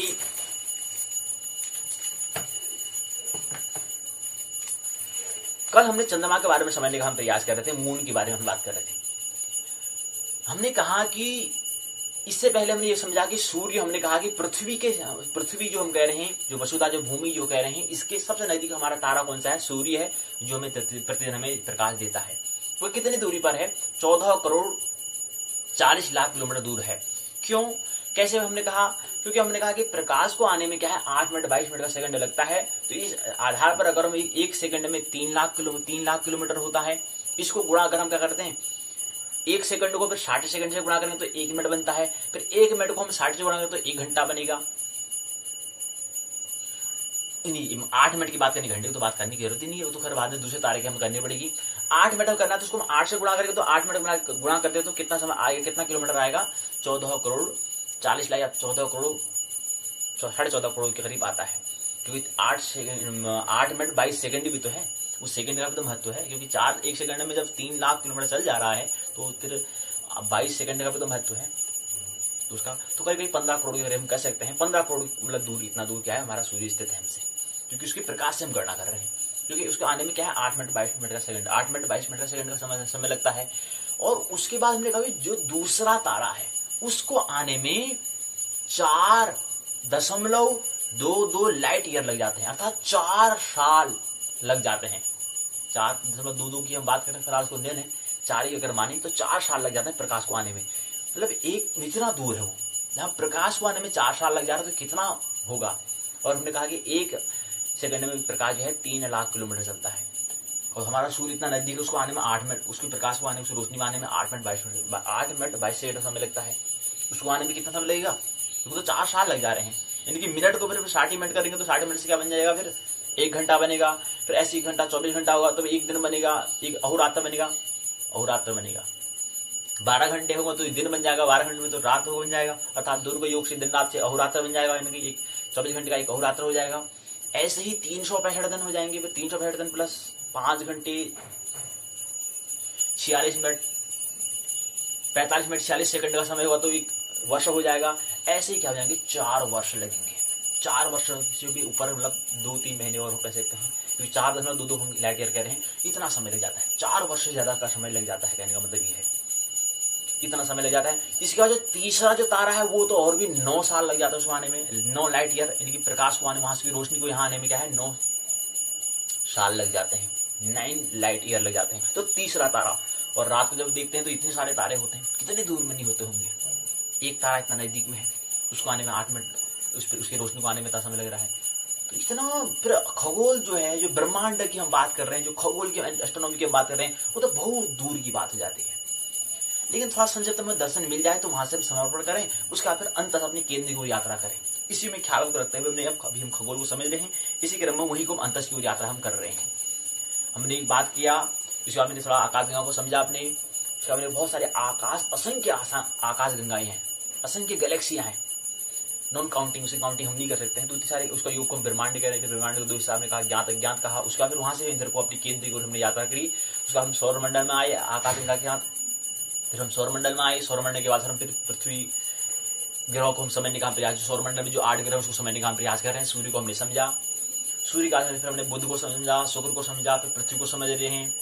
अब पृथ्वी के संदेश जो हमारा दूसरा उसका जो सदस्य जो उसका जो उससे बना हुआ जो भाग जो उसका जो हम उपग्रह जिसको कह रहे हैं चंद्रमा को हम समझने का प्रयास हम कर रहे हैं। तो चंद्रमा कहा कि क्या है, उसके बारे में थोड़ा बात हम कर रहे थे। इसी क्रम उस क्रम को आज और आगे बढ़ाते हैं। चंद्रमा का हमने कहा कि पृथ्वी की एक परिक्रमा करने में 27 दिन का समय लेता है, 27 दिन और 8 घंटे का समय लेता है। इतने घंटे में क्या है 28 मतलब 27 दिन का मतलब 27 अहोरात्र की बात हो रही है। 27 अहोरात्र 8 घंटे में क्या करता है, वो पूर्ण करता है, पृथ्वी की परिक्रमा पूर्ण करता है। और दूसरा ये भी ख्याल रहे कि चंद्रमा क्या है, हमेशा एक गति करता है, वो करता है परिक्रमा, वो घूर्णन नहीं करता, वो अपने अक्ष पर नहीं घूम रहा है, ये हमें ख्याल रहे। अगर वो अपने अक्ष पर घूमता तो हम जब पूर्णिमा कहते हैं तो उस समय भी हमें पूर्ण हमें दिखाई नहीं देता है। उस दिन भी हमें केवल 57 भाग हमें दिखाई देता है। आज से थोड़ा बहुत ज्यादा हमें भाग दिखाई देता है पूर्णिमा के दिन भी।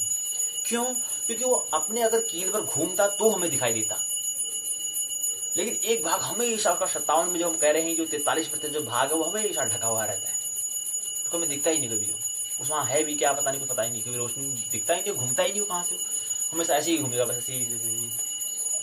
किसी व्यक्ति को ऐसे कहें कि वर्तुल में ऐसे घूमे ऐसे घूमे कहें ऐसे घूर्णन करते हुए घूमे, तो हमेशा हम आगे वाला भाग देखेंगे, पीछे वाला भाग हमें कभी देखेगा ही नहीं।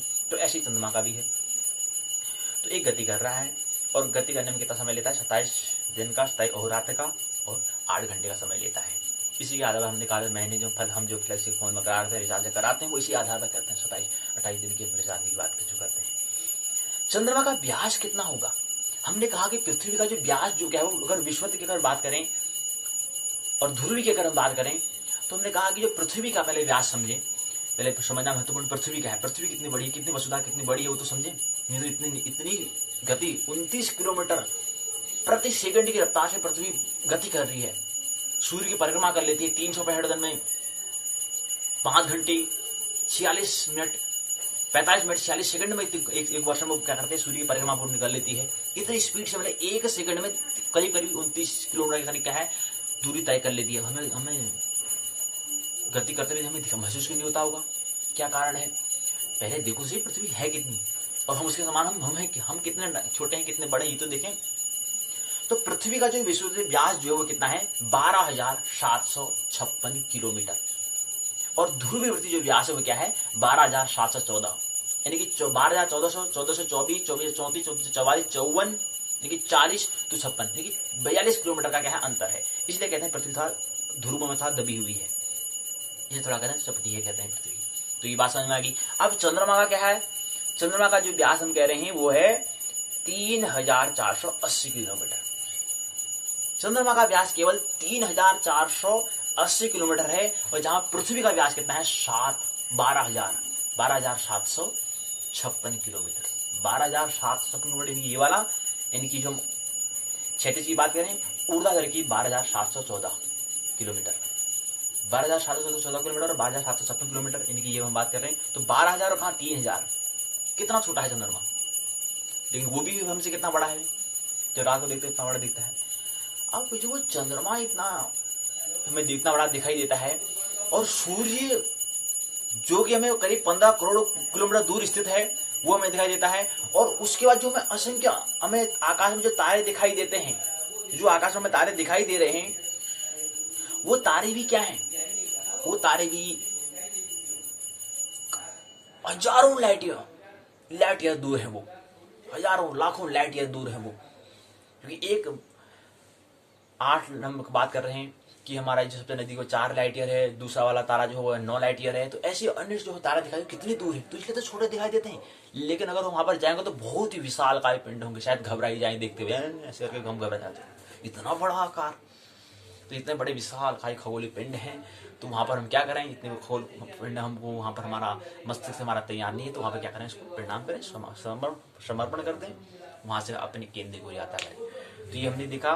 तो यहाँ पर हम अभी चंद्रमा को समझ रहे हैं, फिर इसी क्रम में आगे फिर मंगल को समझेंगे, फिर इसी क्रम में हम अगले क्रम को समझेंगे।